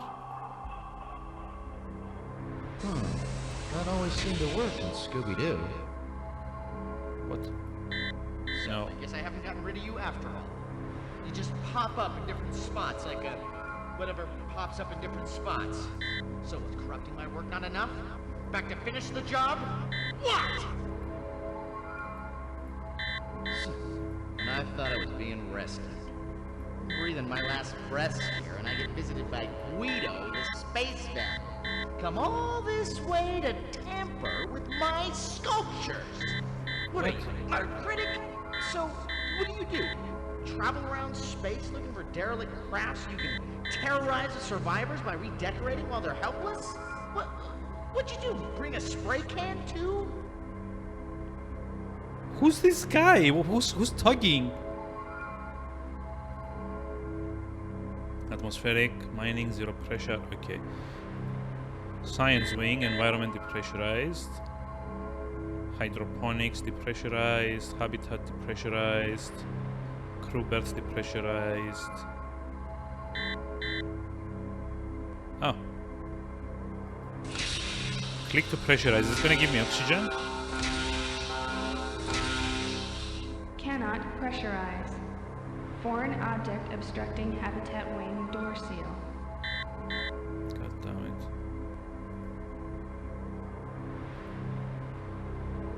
Yeah, Nexus, scanner room.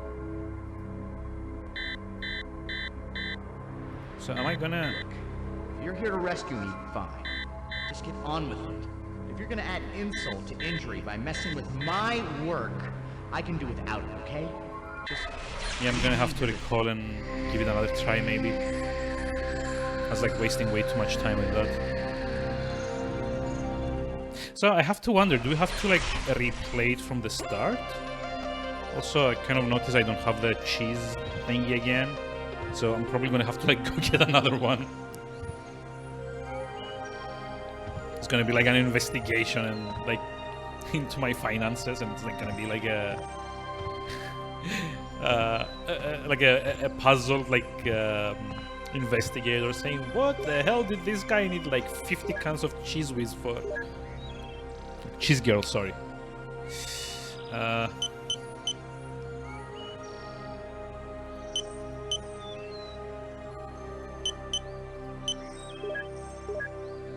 Can I buy more than one, by the way? Just like stock it up. 6, 2, yeah, okay. 6, 2, 5, 9. Yep, shit, go back.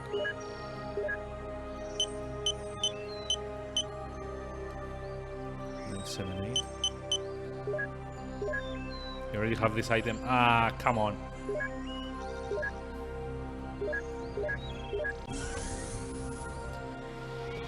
So we can only have one. So every single time that you need to revisit this location, you need to like get another cheese can or whatever it is. So by the way, I think it would also be like a good idea to save my game here. Nope, not this one. Sorry, interface.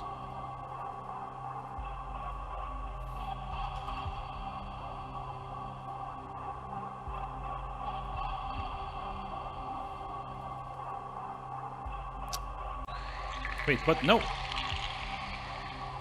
What? God damn it.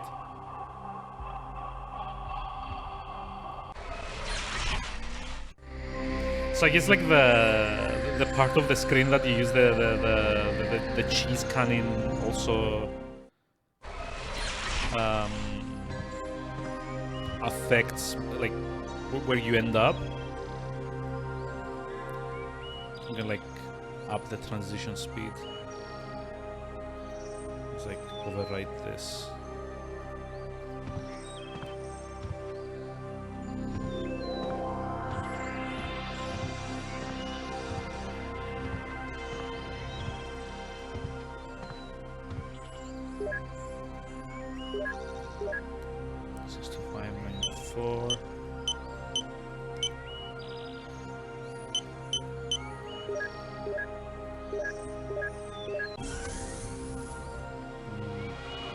Can I maybe get more than one if I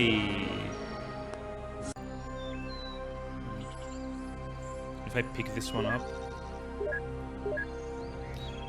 62594.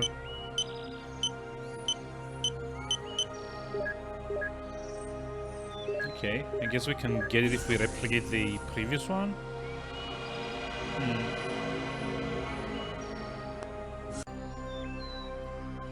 Nope. You only ever get the one.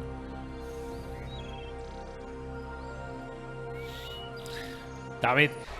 Damn you, 1994, like, designed sensibilities. At least I'm, like, slowly figuring things out here. That's good. Okay, so, go like this.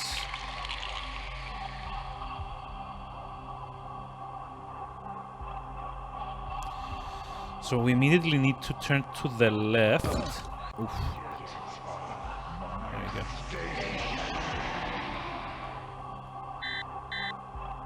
Because it kind of seems like every 2 moves that we do cost me like 10% oxygen, so, or like 3 moves. It's like this one as well. Pressure variance too great. Door may not be opened until pressure is equalized. So basically the capacitance array is like the only like part of the station that I can get into. To work in Scooby-Doo. Pressure variance too great. Door may not be opened until pressure is equalized. So the thing said that last time there's different spots, like a whatever pops up in different spots. So is corrupting my work not enough?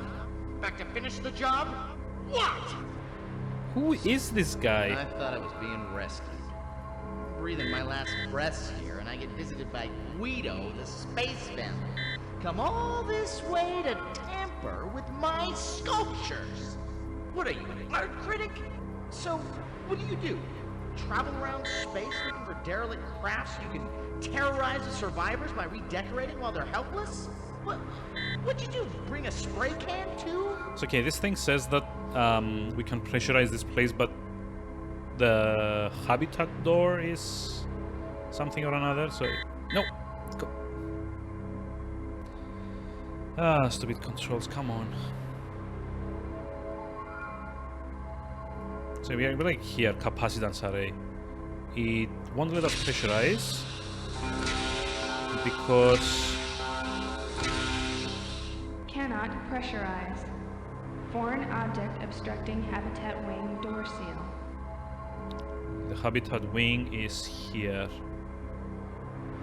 Okay, so I just like need to. You're here to rescue me. The habitat door is. That's like the engineering door. You're gonna add insult to injury by messing with my work. I can do without it, okay? Just leave me here to die in peace with my hard work. What do you want?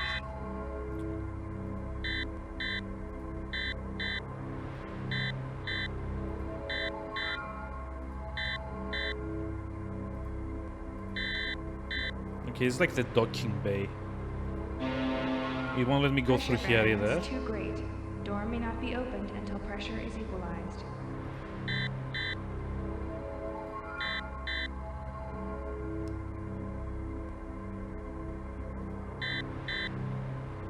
Engineering.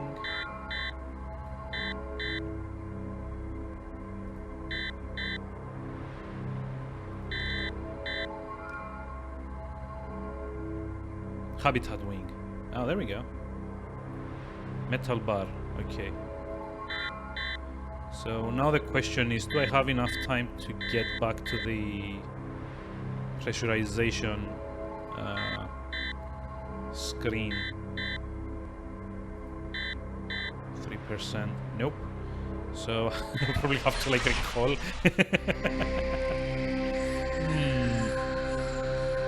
Okay. I guess we still have the metal bar, so that means we don't really need to loot it again. Strong metal bar approximately 1 meter in length. Okay.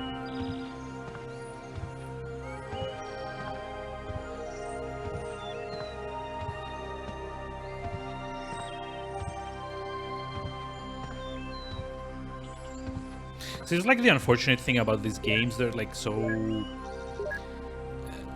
It's not always like very clear. Like how everything is kind of like interconnected. Especially when it's kind of like node-based and you have to also rotate left and right to do things. I mean, eventually they would get around that by making like the environments like fully 3D. So... You could basically kind of like pan and look around like an entire like bubble around you of like 360 degrees. Atlantis 2, I want to say, did that like quite well.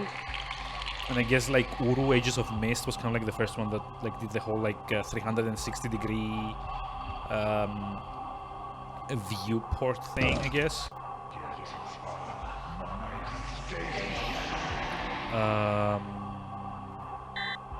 But yeah, generally, like whenever it was like node-based, and especially in these games where like you don't even like have animations of kind of like transitioning from like angle to angle, it's like always very hard to know where exactly you need to go and like where everything is connected. And even if you've actually found any like all of the nodes where in which you're kind of like supposed to work in Scooby-Doo.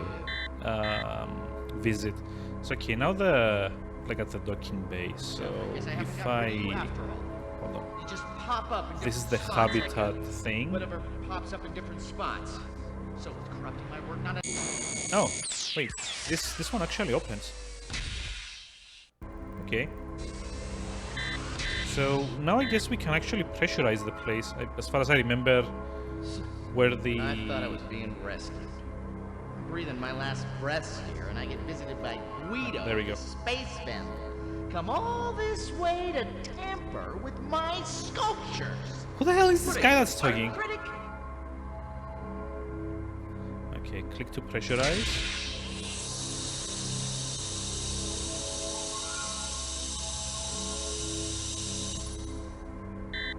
Hey, replenishing oxygen reserves, lovely. So this, I think, calls for a save.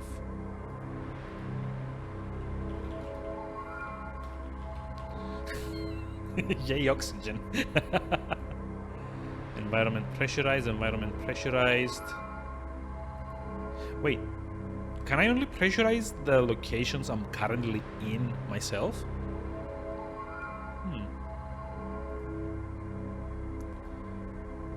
Yeah. So AI Nexus is probably where I need to go. So I'll be like docking bay, scanner room. Oh, hold on. This is already pressurized, so I shouldn't have any problems. Oh wait, biomass processing, insufficient oxygen reserves. Okay, depressurized. Zero pressure environment, atmospheric mining. Oh, come on. Clicking at the wrong place takes you out of the display.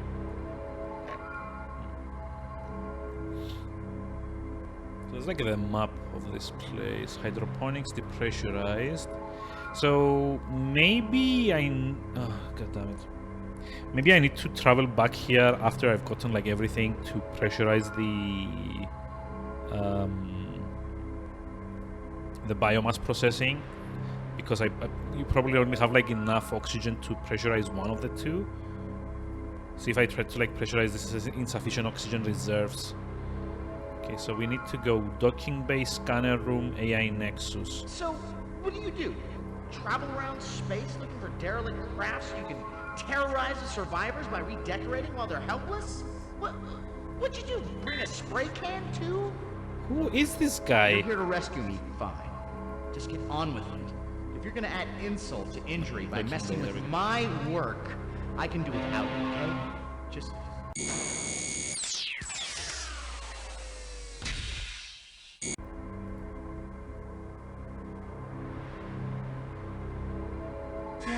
Localized gravitation manipulator pads malfunctioning. All personnel advised to clear docking bay.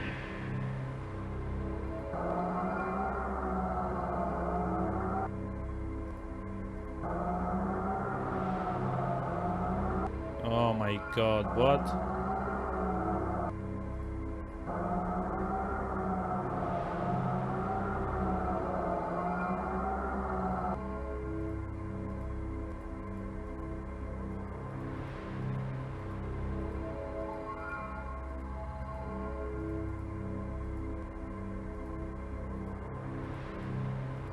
Okay.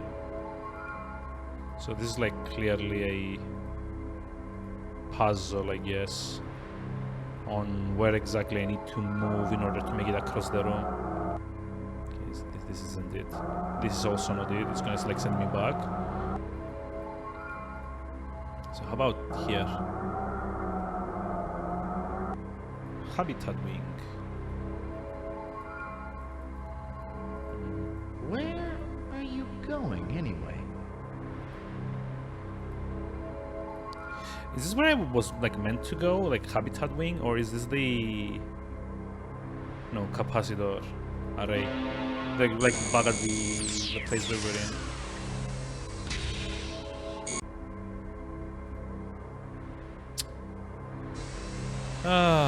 That's not it. Let's go back in. So we need to make it across the room somehow.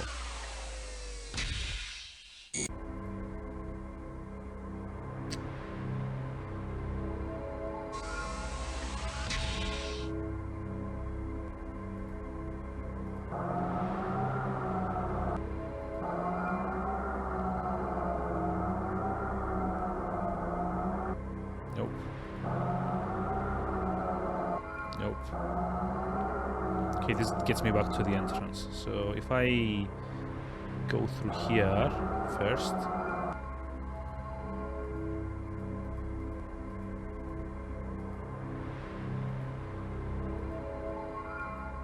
You seem different somehow. Unlike before, your patterns, you're more curious, like you don't really know what you're doing here, do you? Oh, wow. You're not the same intruder. Are you calling me out? I don't know what I'm doing here. What the...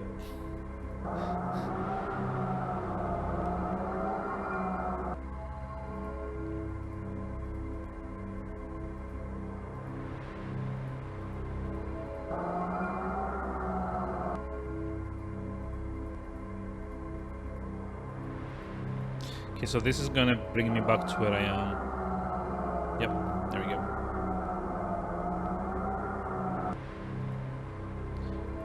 This is gonna take me back to the exit, and this pushes me back to where I was.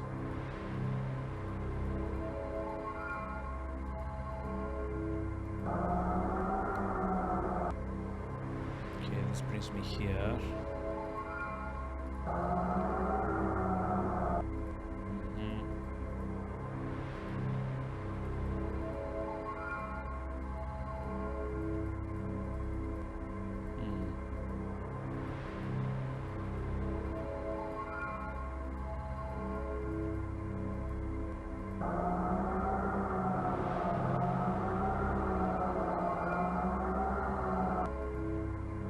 Oh, this takes me one step back, actually.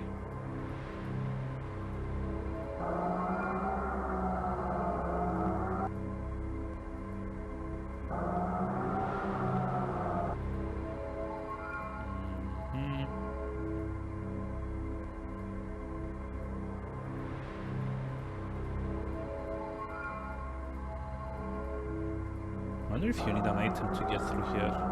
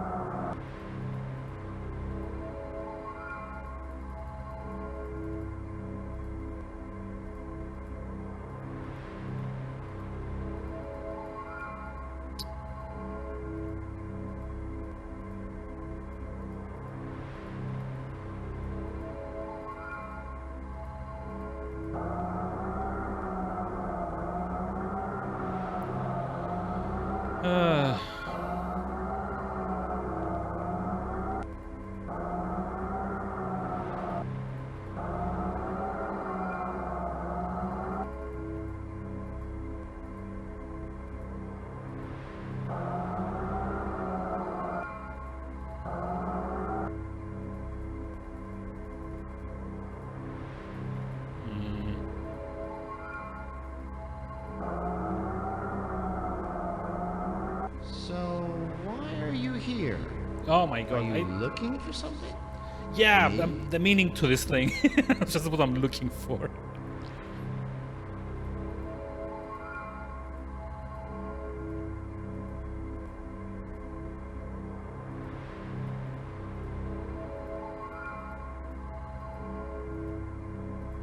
Wait, is this like a dead end? It is. There's like two ways, but there's like a way back and a way to the side, I guess.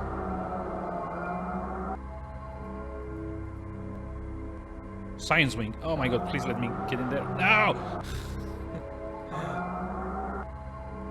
I don't know why I feel this, but I guess I have an instinct about you. My other guest didn't feel right. You're different somehow. Like I should trust you. Wait, what other guest? Scanner room. Hey, we made it. We solved the puzzle. Annoying puzzle, but still. Wait, what? Sorry, you'll have to excuse the scanner. My eyes and ears for the moment. Most of the station monitors are dead. Here. Well, here you are. You found me. Well, part of me, anyway. Not much to look at, I know, but it's what's inside that counts. Well, I guess I've decided to trust you. It's not like I have many options. I don't know, maybe we can help each other out. Why don't you move into the room so we can talk better?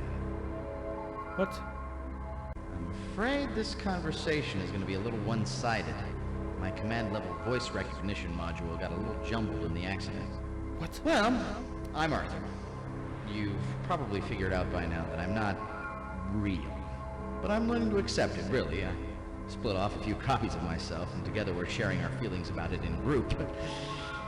Anyway, this is what I am. An artificial... non-organic sentient being. If you want to be politically correct. Trapped in this wreck with the power dying out a little quickly, I'm afraid. I've yet to figure out who you are, though. I think I can safely rule out the fire department. I thought I was pretty advanced, but the technology I'm reading in your suit is astounding. And this is crazy, but it almost seems like an evolution of mine. Look, if you'll let me, I should be able to interface with your logic system and maybe get a clue as to who you are and how we can help each other. It means an intrusive scan, but we're both lost here, and I need you to trust me. What do you say?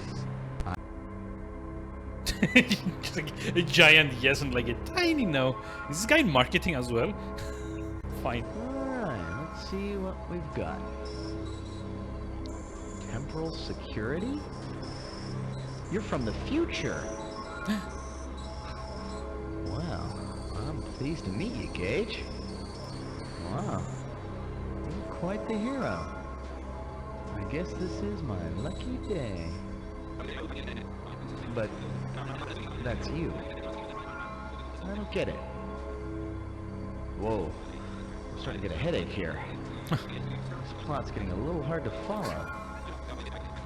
I like this guy already. I'm starting to get the picture here. Hey, this is about me. This is better than palm reading. Perished? Oops. Then you can't help me or you'll change history. I'm sorry. I've probably seen more than I should. I should have never scanned your biochips. Wait a second. Your biochips. Gage, I'm gonna make you an offer you can't refuse. Take me with you. Oh, wow. Okay, yes. Your biochips are derived from the same wetware as my brain, only 1,000 times more advanced. Yes. You take me with you, it'll cause a time distortion or whatever, but if I download a copy of myself onto a blank chip, nothing will have changed. And you need me. I know who framed you, the same person who messed with my sculpture. I can show you what they changed. What do you think? Is it a deal? Yes, please. Great! Oh, you're not gonna regret this, Gage. Now let's see.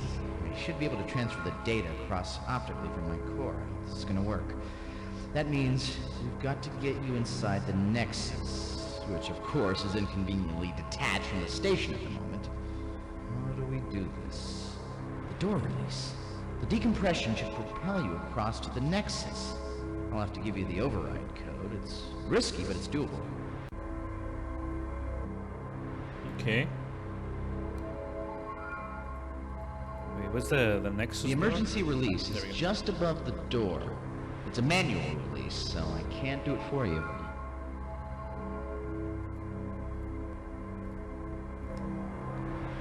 Okay, punch in this code. 32770. The rest is up to you. Good luck.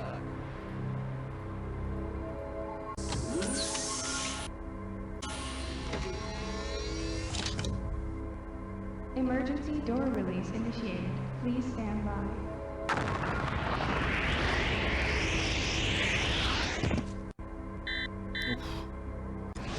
That's a bit dangerous.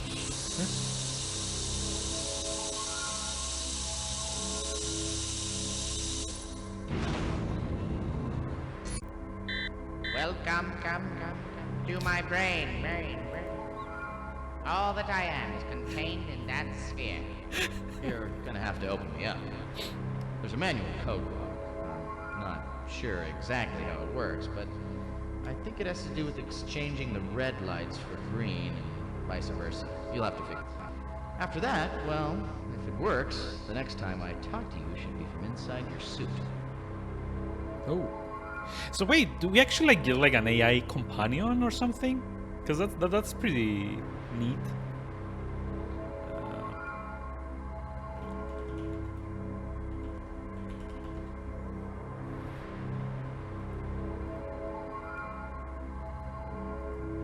Okay,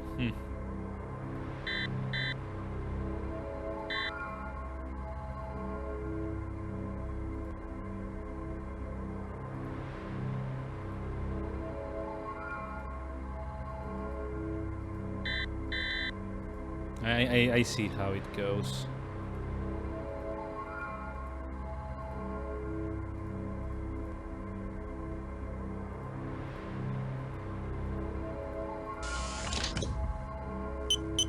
To anyone who may be listening, my name is Dr. Kenneth Farnstein. I've made this recording in the event that anything should happen to me. Okay. This message is an appeal. 26 years ago, I undertook an experiment to create a new kind of artificial intelligence. A system demonstrating the traits of self-awareness and creativity. My results have been astonishing. At first, I considered the experiment a failure. I had created an unpredictable, thoroughly irrational program, but it had a curiosity, you see. And occasionally, a burst of insight so lucid I was astonished at the understanding. Not the cold conclusions of a machine, but something more right-brained, more intuitive. Aha. It was life. It was a result I was unprepared for. Author is not simply a program, he is a person. And I have sheltered him here from the circus our world would make of him. I'm afraid I may have corrupted him enough with my obsession for 20th century media. I ask that you understand. Oh, he's gonna And be I'm like the trying to do wacky myself sidekick to then. Protect him for a while. He means a great deal to me.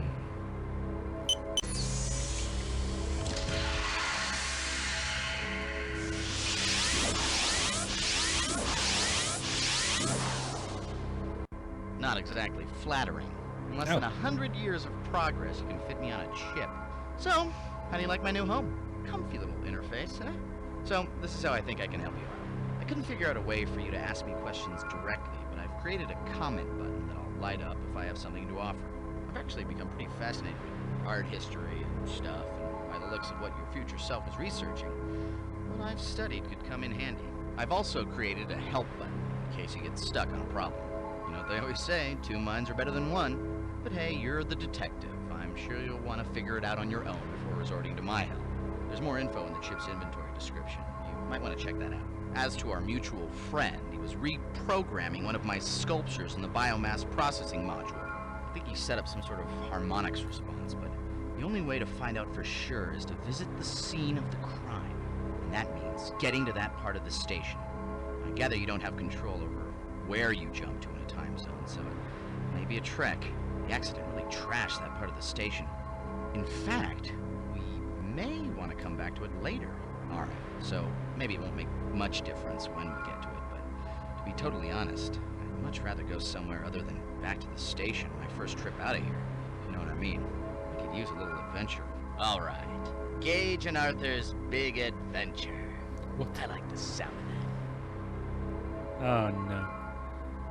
Okay, I guess we don't really have to do anything else here. At least I can't actually see anything else that's happening in here. It's like, trapped. Hey, welcome back, Manafe. I guess we... hold on. Biochip AI, Arthur. I've usually got something to say, so press the comment button if you want to hear it. The help button is in case you get hopelessly stuck. You can use either button more than once in any situation, but thinking too hard overloads my neurocircuitry, so use the help button only as a last resort. Okay. Sure. Because we have to jump and leave.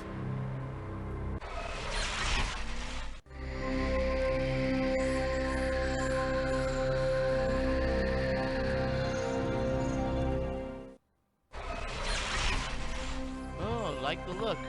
Early terrarium.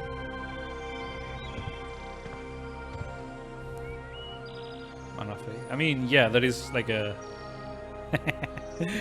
There's like 2 of you now. Gage, 1 word. Curtains. Yeah, I like Arthur already.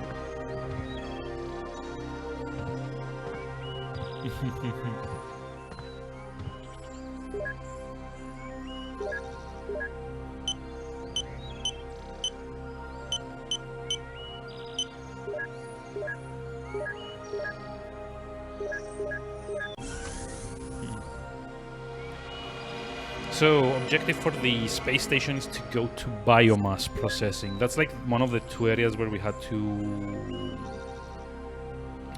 divert oxygen to, I guess. Am I still high from Backstreet Boys? I mean, probably. I guess. I don't know. You don't. I don't really think you like change characters between missions. Like a time traveling Howie from the Backstreet Boys. Probably. Although it kind of sucks that you have to do the cheese girl thing every single time.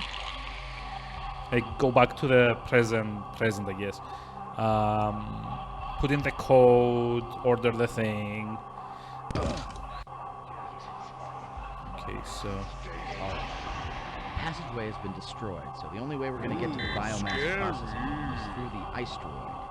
You're going to have to hurry, though, because it's all in vacuum and your oxygen reserve isn't going to get you very far. What am I going to do next? You have to take the atmosphere Flashlight under my face?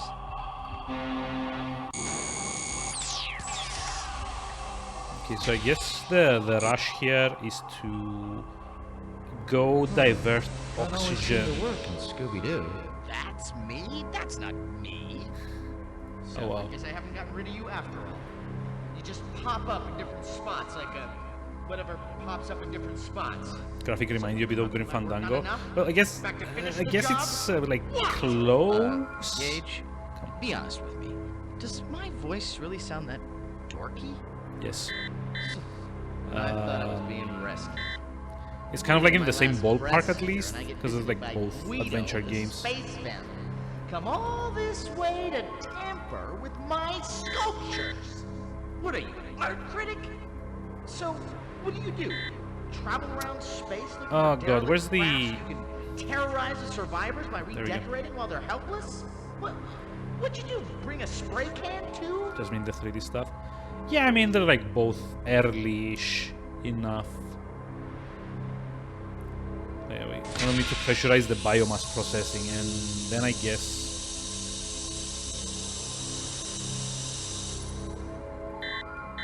go through the docking bay, scanner room, and then science wing to get to biomass. Look, if you're here to rescue me, fine. Just get on with it. If you're gonna add insult to injury by Where's the messing with docking my bay area? work, I God, can stop do that. without it, okay? Just leave me here to die in peace with my Oh, Pressure variance too yeah, it great. won't actually let me do that because it's also Until pressure is equalized. pressurized, damn it. What do you want?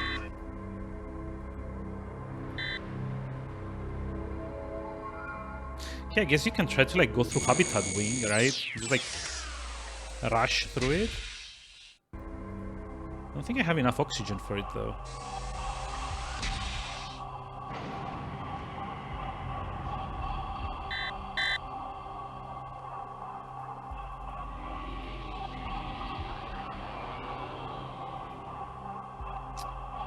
Come on. Pressure variance too great. Door may not be opened until pressure is equalized.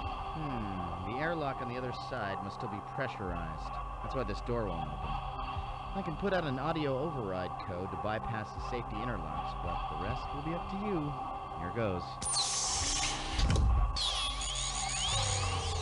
Okay. Emergency door release initiated. Please stand by. So that's why we need Arthur, more or less.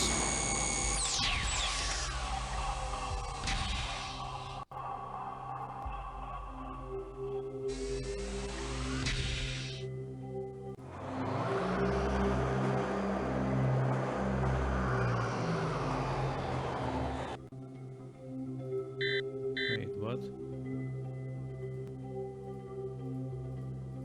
Tools and clamps? What? Pressure skins. 9% of oxygen.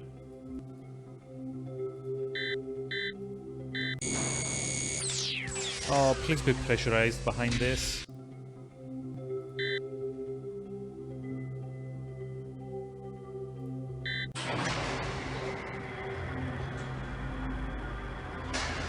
Am I gonna die? Also, we got an explosive charge. What? Okay, 6% oxygen. 5% oxygen.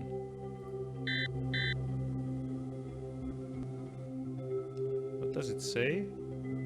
Run mining cycle, run O2 extraction. 3%. I'm gonna save.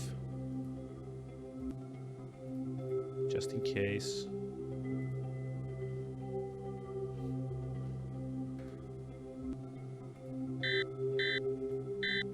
%. Yeah, no, I'm just like jumping out of here. Yep. So we have to do it faster. Damn it.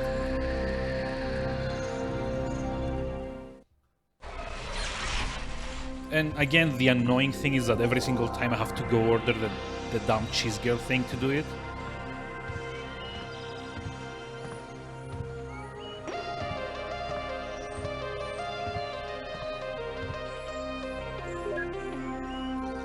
Like, it's gone to the point where I can like remember the code like from memory.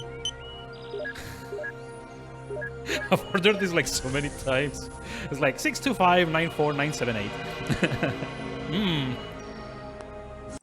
Like anyone investigating Gage from like the future is probably gonna be like, oh man, this guy's got like a serious cheese problem.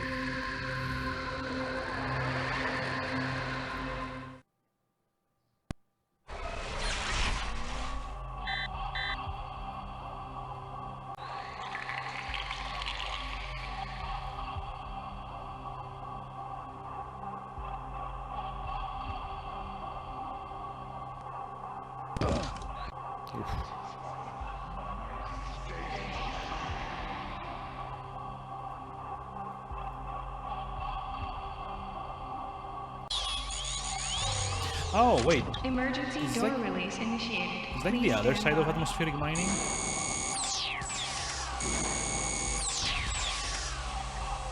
Okay.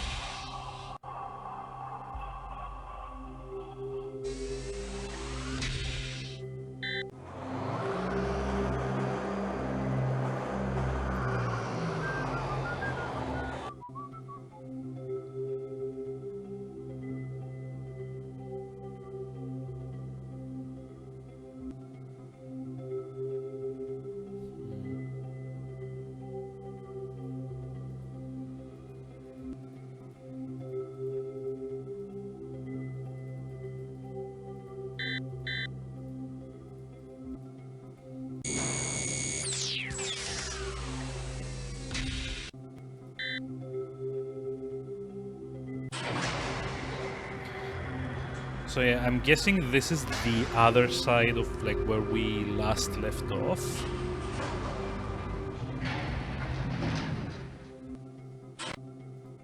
With like whatever this is.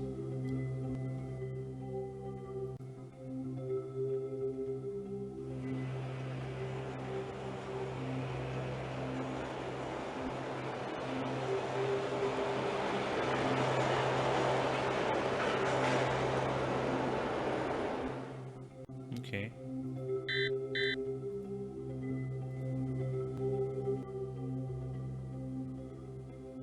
H2O, let's say pull back, shield to emergency reserve. Oh, wait, this is like an oxygen. Ah, okay.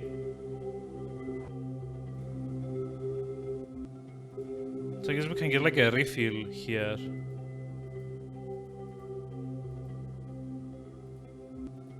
Is that it though?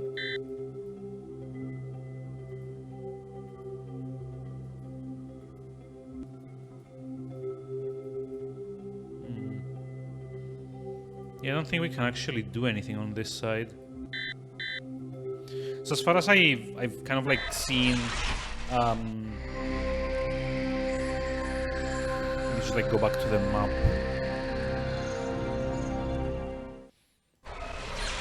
Ah, more cheese! More cheese for the cheese gods. Okay.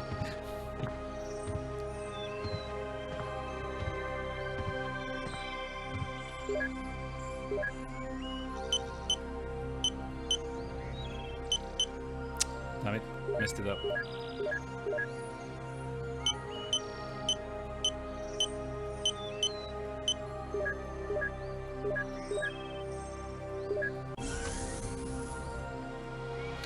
I wish you could get like a stockpile on like these, not like one at a time.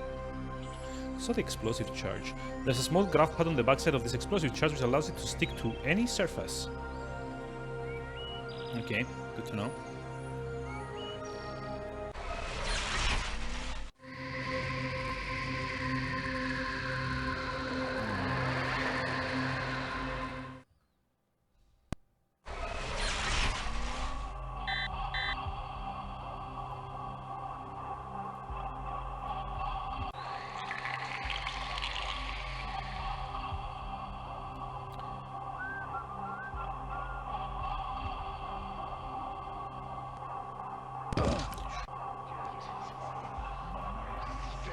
So basically, as far as I understand it, it's like an oblong corridor kind of thing, and there's like places we can visit on either side.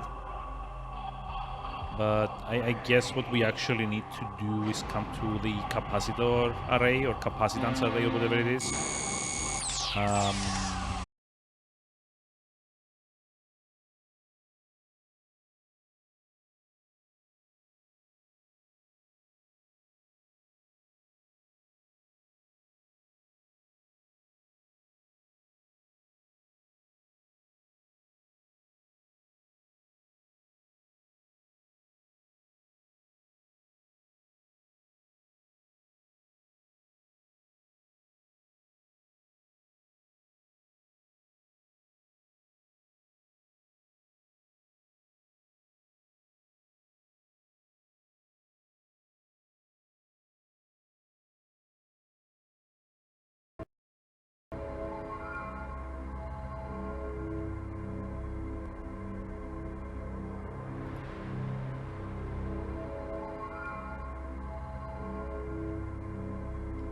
Yeah, I'm sorry about that. The ingest server seems to have died again.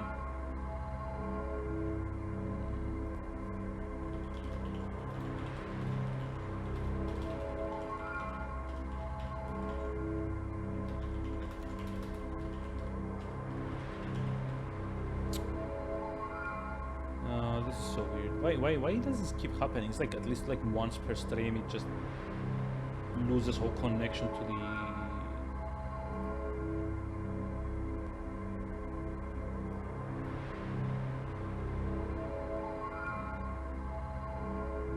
It seems to be back live now, and I don't know what happened there.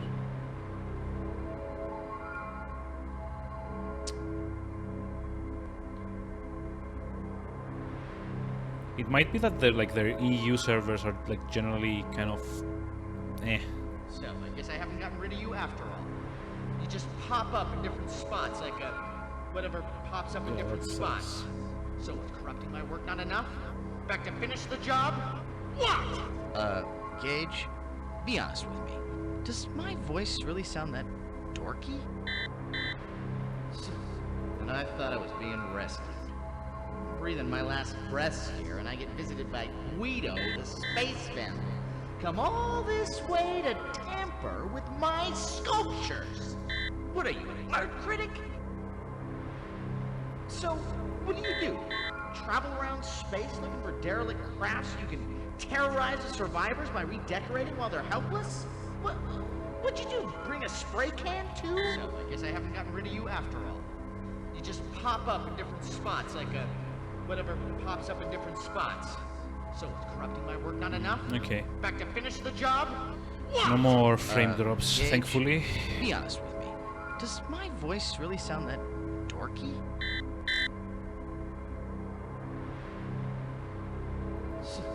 And I thought I was being rescued. I'm breathing my last breaths here, and I get visited by Guido, the space vandal.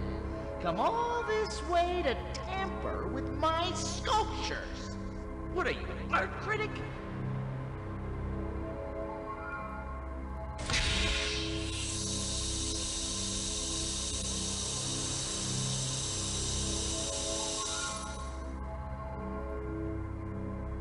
So, what do? Travel around space looking for derelict crafts you can terrorize the survivors by redecorating while they're helpless? What'd you do? Bring a spray can too? Okay, it's like the habitat. Now we just like have to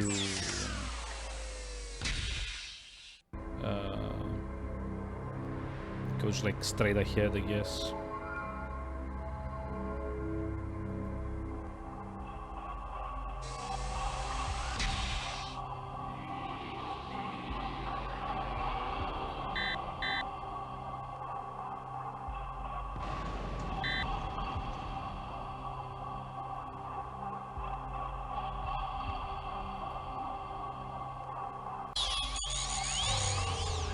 Emergency door release initiated. Please stand by.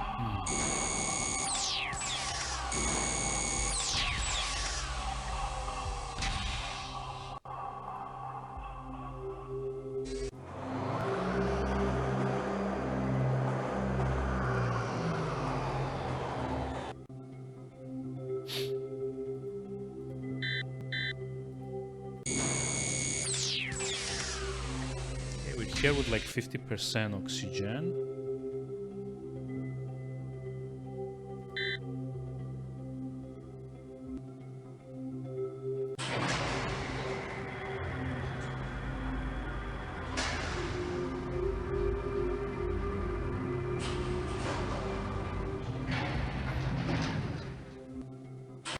Oh, hey, I wonder if you can actually do the same thing with the oxygen here. The mining thing.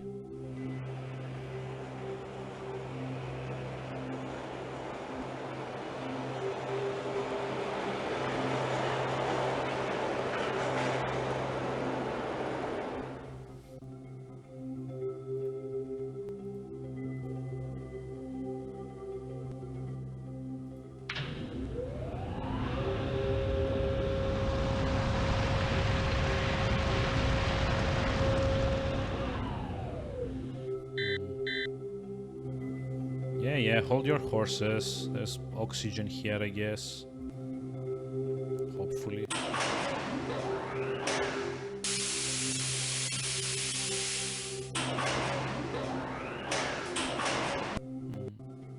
So okay, we got like oxygen, right? So what happens after this?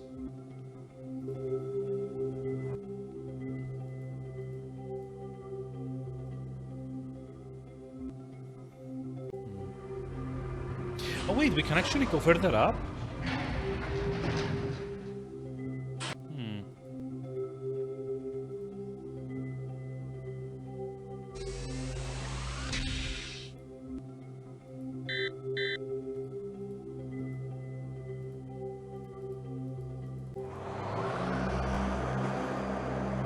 Okay, so I guess this kind of like loops around and takes us on the other side where biomass is, right? Like, if my memory of the map is correct. Because like we took the road around like the habitat, because that's like the only door you can actually open here.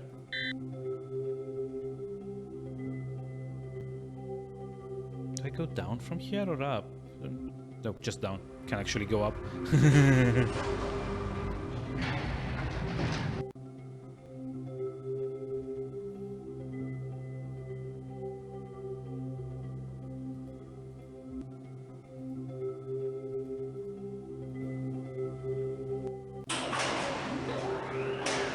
Wait, what?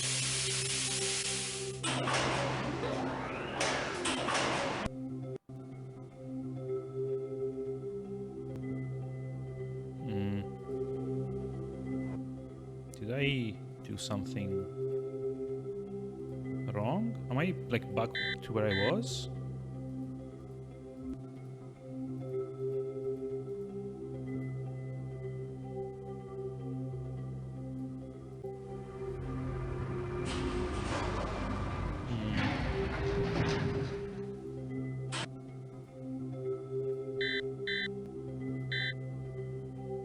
Wait, no, this is the tram that takes me... Oh, wait. Hello. Water canister is designed to maintain the liquid state of its contents even when exposed to space. It's currently empty. Okay.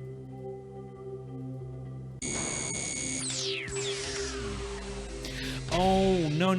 You know what? I'm actually in the right place, I think. So I have to go down twice to get to the other side where like biomass is.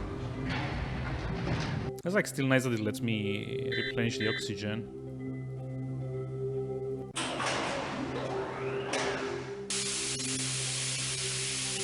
I wonder if I can also like fill up the water canister here.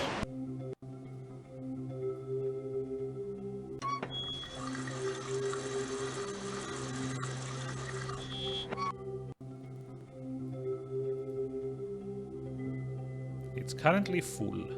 Okay, thanks. So, I go like further down, I guess. And this should be like biomass processing. Should like made like a node of it. I can actually see it. Oh well. It like says biomass processing here. Just to make sure I don't forget.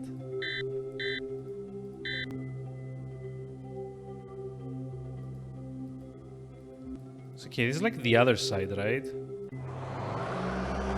This is what takes me back into the station, I guess.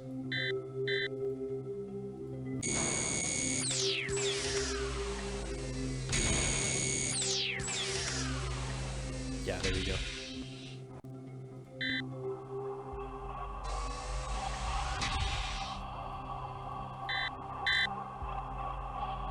So now I need to keep an eye out to see like where the biomass entrance is. Oh, there we go, it's like this one. B... Births, no. This?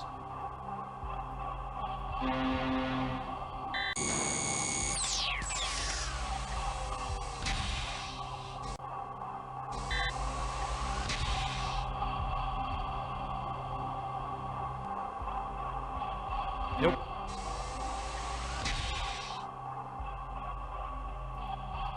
Just like screw up. I screwed up. God damn it.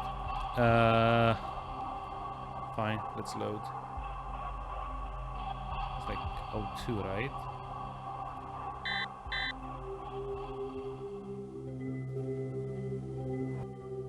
Okay, I haven't picked up the water bottle in this one though. So I have to probably go back and do that first. Okay, I've got like a good feel of like where everything is now.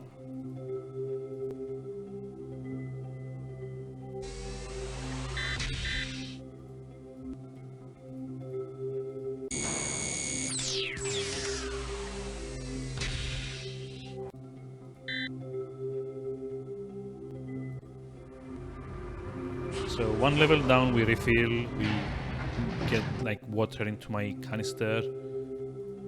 Let's see, like this.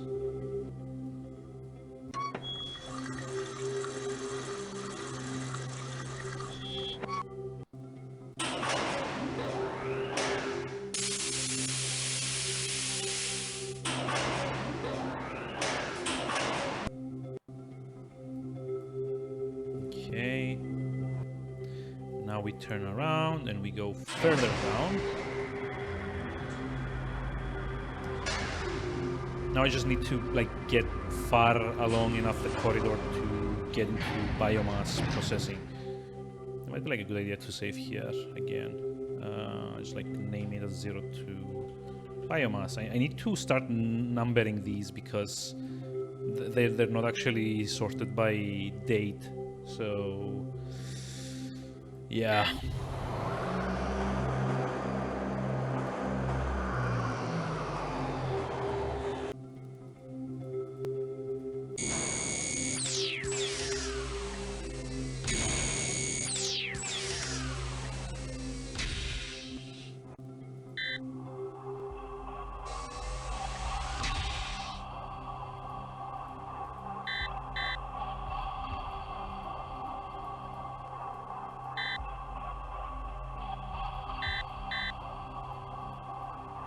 There's like no other doors. I was like wondering if I maybe skipped it because I remember from the map that it was like the biomass thingy. Births, okay, so it's not here. The biomass thingy was kind of like at like one of the edges. There's like this one.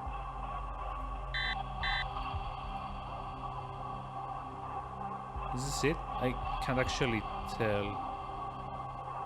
The icon says like food, but Pressure variance too great. Door may not be opened until pressure is equalized. okay, I guess the override won't work for this. Capacitance array? Wait, what?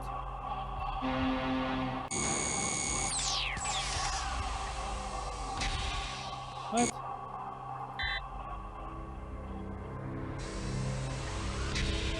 Wait, now we're like back to where we started. You're here to rescue me, fine.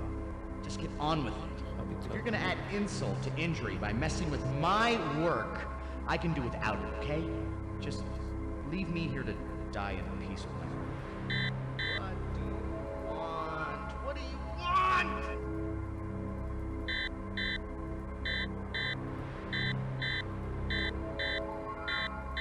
Let me just like check them up, because I'm gonna have to load anyway.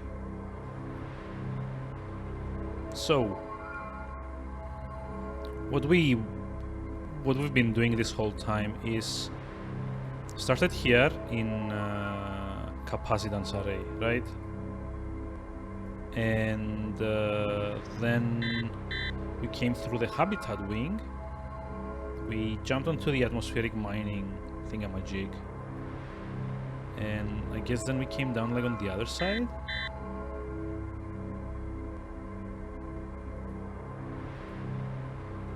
Because this is like biomass processing is where we need to be after this. MedLab, Neuronics, AI Nexus. Oh wait, do I have to go through docking bay again? Oh god, that's dumb.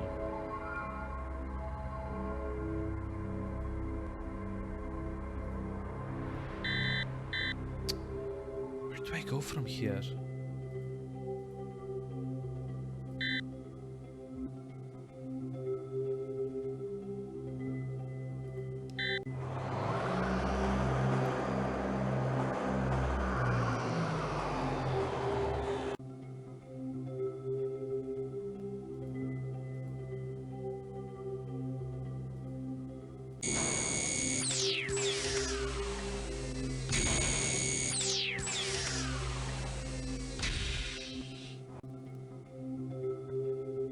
Wait, this is the...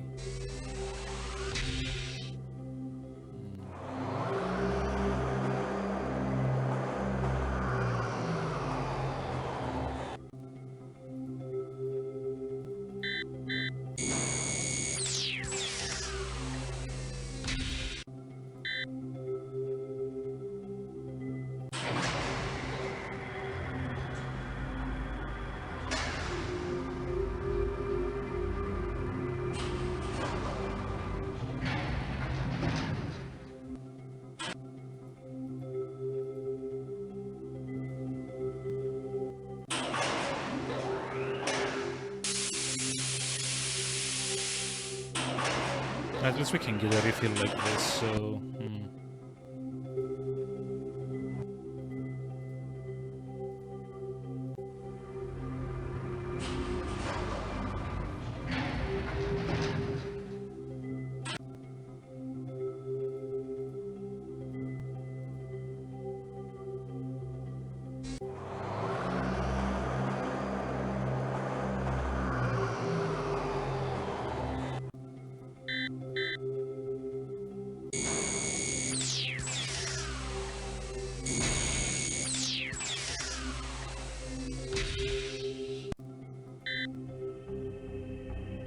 Maybe this side has like the biomass thing. Hey, there we go.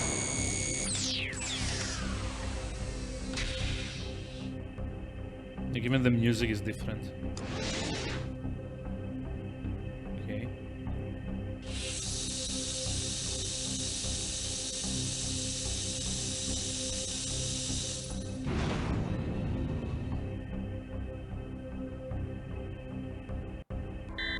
The other guy who was in here went around and interacted with all the sculptures like he was looking for the right one.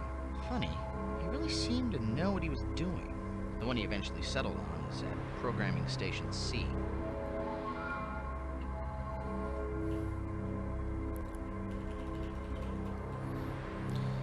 Okay, Programming Station C.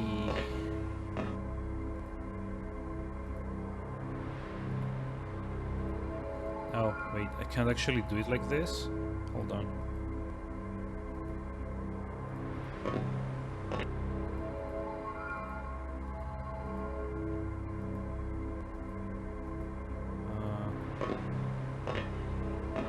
Oh, there we go. Programming Station C. Well, this is the one. If you touch it, you can see what it's supposed to do. Whatever he did to it only shows up in reaction to a specific harmonic resonance. Why go to all this trouble? Temporal anachronism detected within immediate vicinity. Use evidence chip to locate. Okay. Cause of temporal anachronism must be revealed before evidence can be registered. Okay. Maybe we need to change its shape?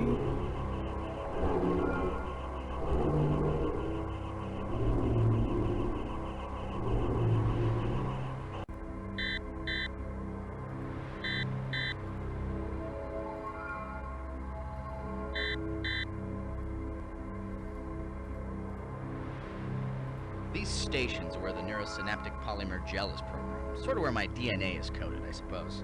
Each new function is mapped independently into a blob of gel like this by stimulating synaptic pathways with the resonance probes. Okay. Each program mass is then introduced to the parent nexus where it's assimilated and becomes part of the wetware.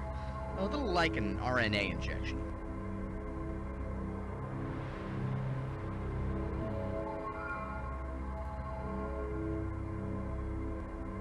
Oh, hold on. What?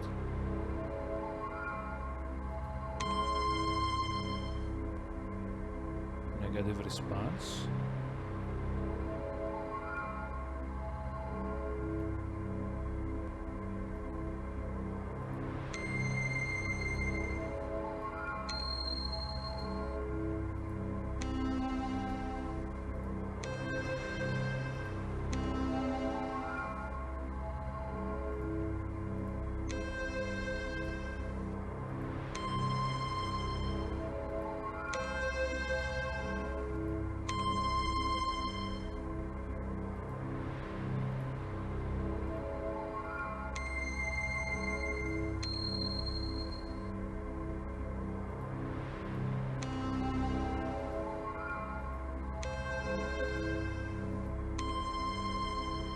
Positive response, okay. Is this like the evidence thing?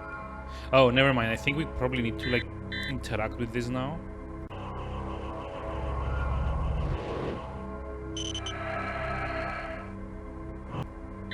Okay, well, I guess that does it.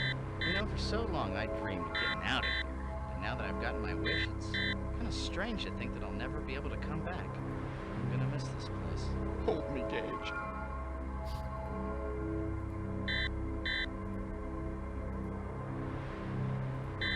Okay, I guess we got the evidence. Is that it? Dr. Farnstein had set up a studio in the research lab where I could interface with a painting window. It was kind of important to me, things that I couldn't figure out, I just put to canvas. After the accident, I had a lot of things I wanted to work out, and the studio was just gone. I guess one day I sort of hit on the idea of using all of this raw material here. It gave me a lot of flexibility. It's a medium I'm familiar with. My own gray matter. Or green matter, I suppose. I guess I like the irony, too. The artist cannibalizing himself for his art. So I guess this is it. I don't know if there's like any other items that we like meant to get. But as far as like the evidence is supposed to be, I guess like this is it. Okay. So I guess we're like done in this place.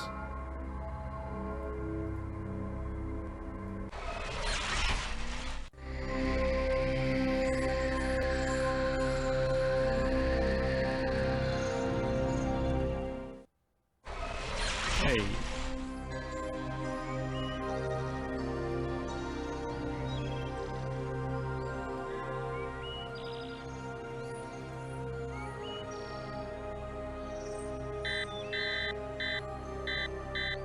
So what do we need to do in this one? I guess like this one we need to get a sword. This is like the Da Vinci's journal, I guess, that we need to get. Chichen Itza is the code wheel thingy.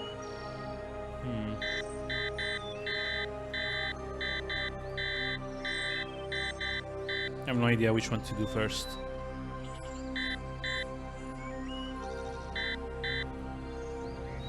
Historical records allow us to trace the entire life of Leonardo da Vinci with the exception of the years between 1482 and 1489. All that is known about this period of his life is that he was working as a military architect and engineer of Duke Ludovico Sforza of Milan. As this was during the war against the Venetian Republic, it is assumed that he built many new types of military devices, but few plans for such have ever been recovered. You are to travel to his secret workshop to document these unknown projects. As you will be arriving in the middle of the night, the studio will be vacant. Your destination coordinates will be have been scanned and cleared. Okay, it's like one. It was like Chateau Gaillard.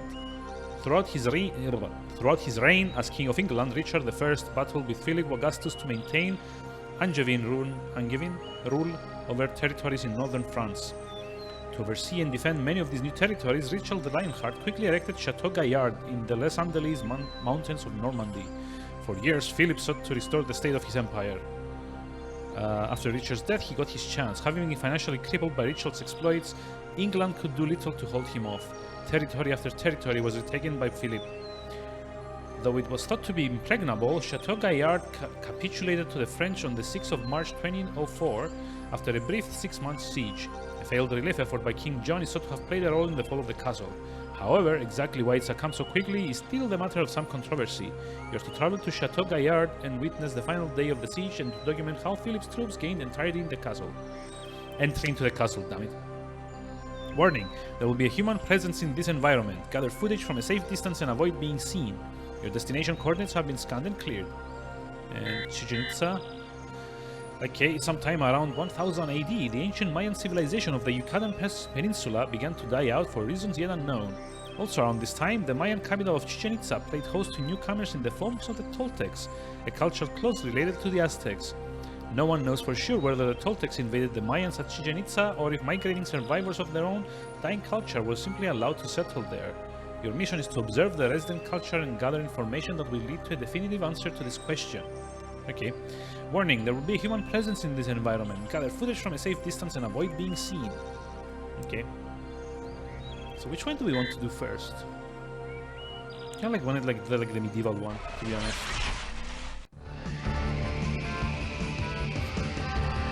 We also get like a soundtrack to our like jumps.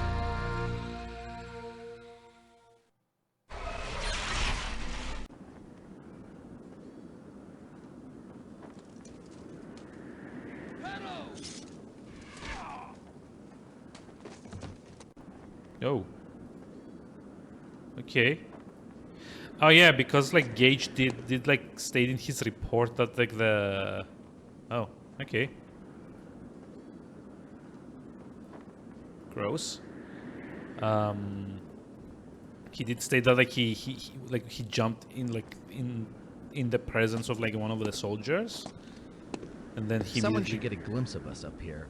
In this suit, we might pass as a knight, but I think we should be careful not to be seen. Okay. These games are just like so weirdly made. Yeah.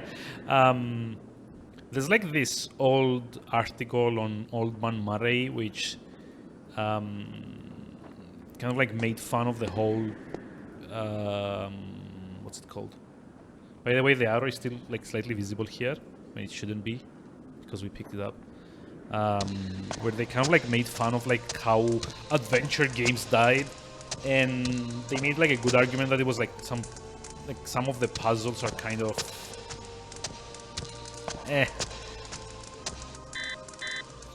I believe the term they use is moon logic.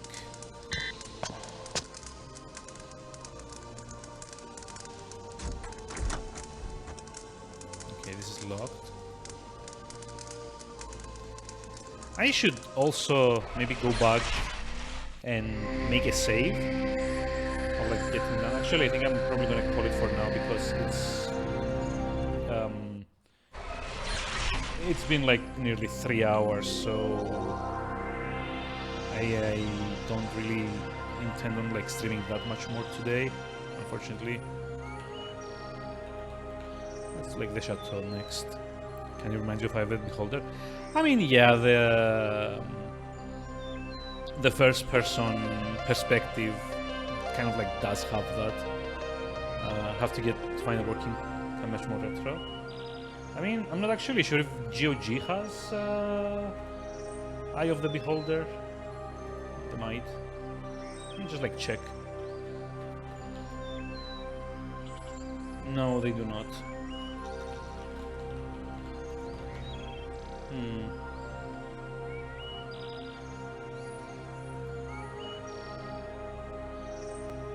1991. It has been ported to the SNES though, but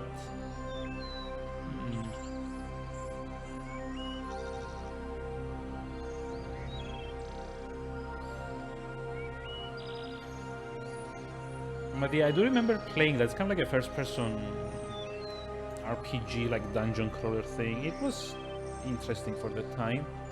I mean, I could do like a bunch more. I could do like the Bard's Tale, the first 3 games. I could do... okay, it's just like ending the game for today, since like I'm not gonna go any further, and I probably also need to check like what's up with like D drive because it was corrupted. But let me just show you what we could like do something similar. Installed. Let's see, can I actually get this on the stream? I was like, what I'm actually wondering. Oof.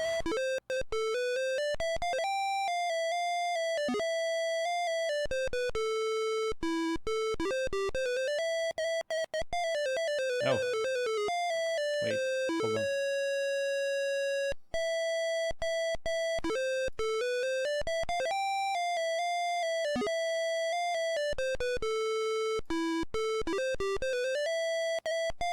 There you go. We can actually do Might and Magic 1. Yep. This is Might and Magic 1.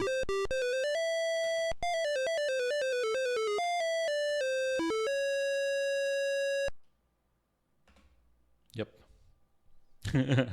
I have no idea if I can actually sit through this entire thing. It's like so text heavy.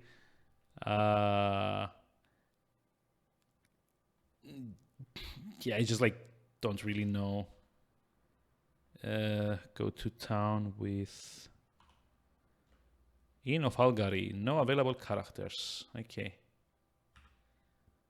Like no idea what like the third button is. It's like X, B, no. Let's create new characters. No, go back. Skip to go back. Inn of Sorpigal, available characters, blah, blah, blah. Control A, Control B, Control C, Control D, Control E, Control F. Party is full. Exit in. Yep. It's like basically, this is it. Jeez.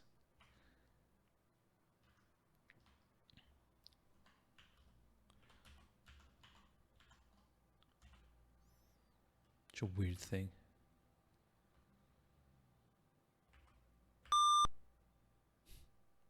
Sign above the door reads B&B Blacksmiths. Sign above the door reads Eulard's Fine Foods. Behind the counter, an overweight dwarf exclaims, "You look like a hungry bunch. Would you like to buy some food?" Special today, all you can eat, 5 GP each. Do you even have enough money? Okay. Yay. No. It's like such a mess. I kind of like downloaded this on a whim, but I have like no idea if I can actually ever like play through this thing. You can actually buy stuff. Gather gold. Yes. Oh, I guess we can gather the gold from like all the other characters. Crack the Haxer, Galan. So it's like 1, 2, 3, 4, 5, 6 for like each of our characters. And you have to like gather the gold from everyone else to buy stuff. So like buy weapons with A. Can't use. Okay. Escape to go back. Wow. It's like such a mess. I have no idea what's going on here. And because it's like monochrome, there's like every single corridor looks the same. Unless, I don't know, you can like map stuff. There's a statue here. Search it. Yes. Oh, that was like a secret doorway? No. I just like turned me around automatically at the end. Locked. How about with unlock? Who will try? Who's the rogue? Swifty Sarg, I guess? Success. Wait. Attack. Slither Beast, Rabbit Jackal, Flesh Eater. Really? Oh boy. Let's retreat. Nowhere to run. Oh, we're screwed. Cast spell level 1. Number 1. Enter cast. Done. Shoot. Okay. Shoot. Shoot which target. Once and misses. Attack. Okay. Cast spell level 1. Number 1. Okay. I have no idea what I'm doing here. Yeah, I don't know if I can even like play this. Like Might and Magic 2, I want to say onwards. I'm just like gonna close this. But yeah, Might and Magic 2 onwards is kind of more visually accessible, let's call it. Let's just like search for it. Might and Magic 1 Book 1, Might and Magic 2 Gates to Another World. Actually, yeah, 2 might also be kind of unplayable, to be honest. I think maybe like 3 onwards might be a bit better. Isles of Terra. I actually ended up buying like the whole thing. Like there's like the whole collection of 1 through 7. However, like many years ago. To be honest, these are all kind of like before my time. Like the only ones I've played were like 7 and 8, I want to say. Which like the Swords of Zine and like Worlds of Zine and whatever it was. Which were kind of interesting, but they are like very deep, very complex RPGs, and it's like so easy to get lost in them. But yeah, I don't actually think I'm ever gonna like be playing 1. Because it's for sure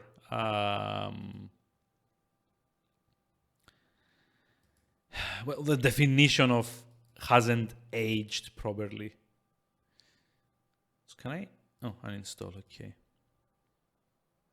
But yeah, this is it for me for today.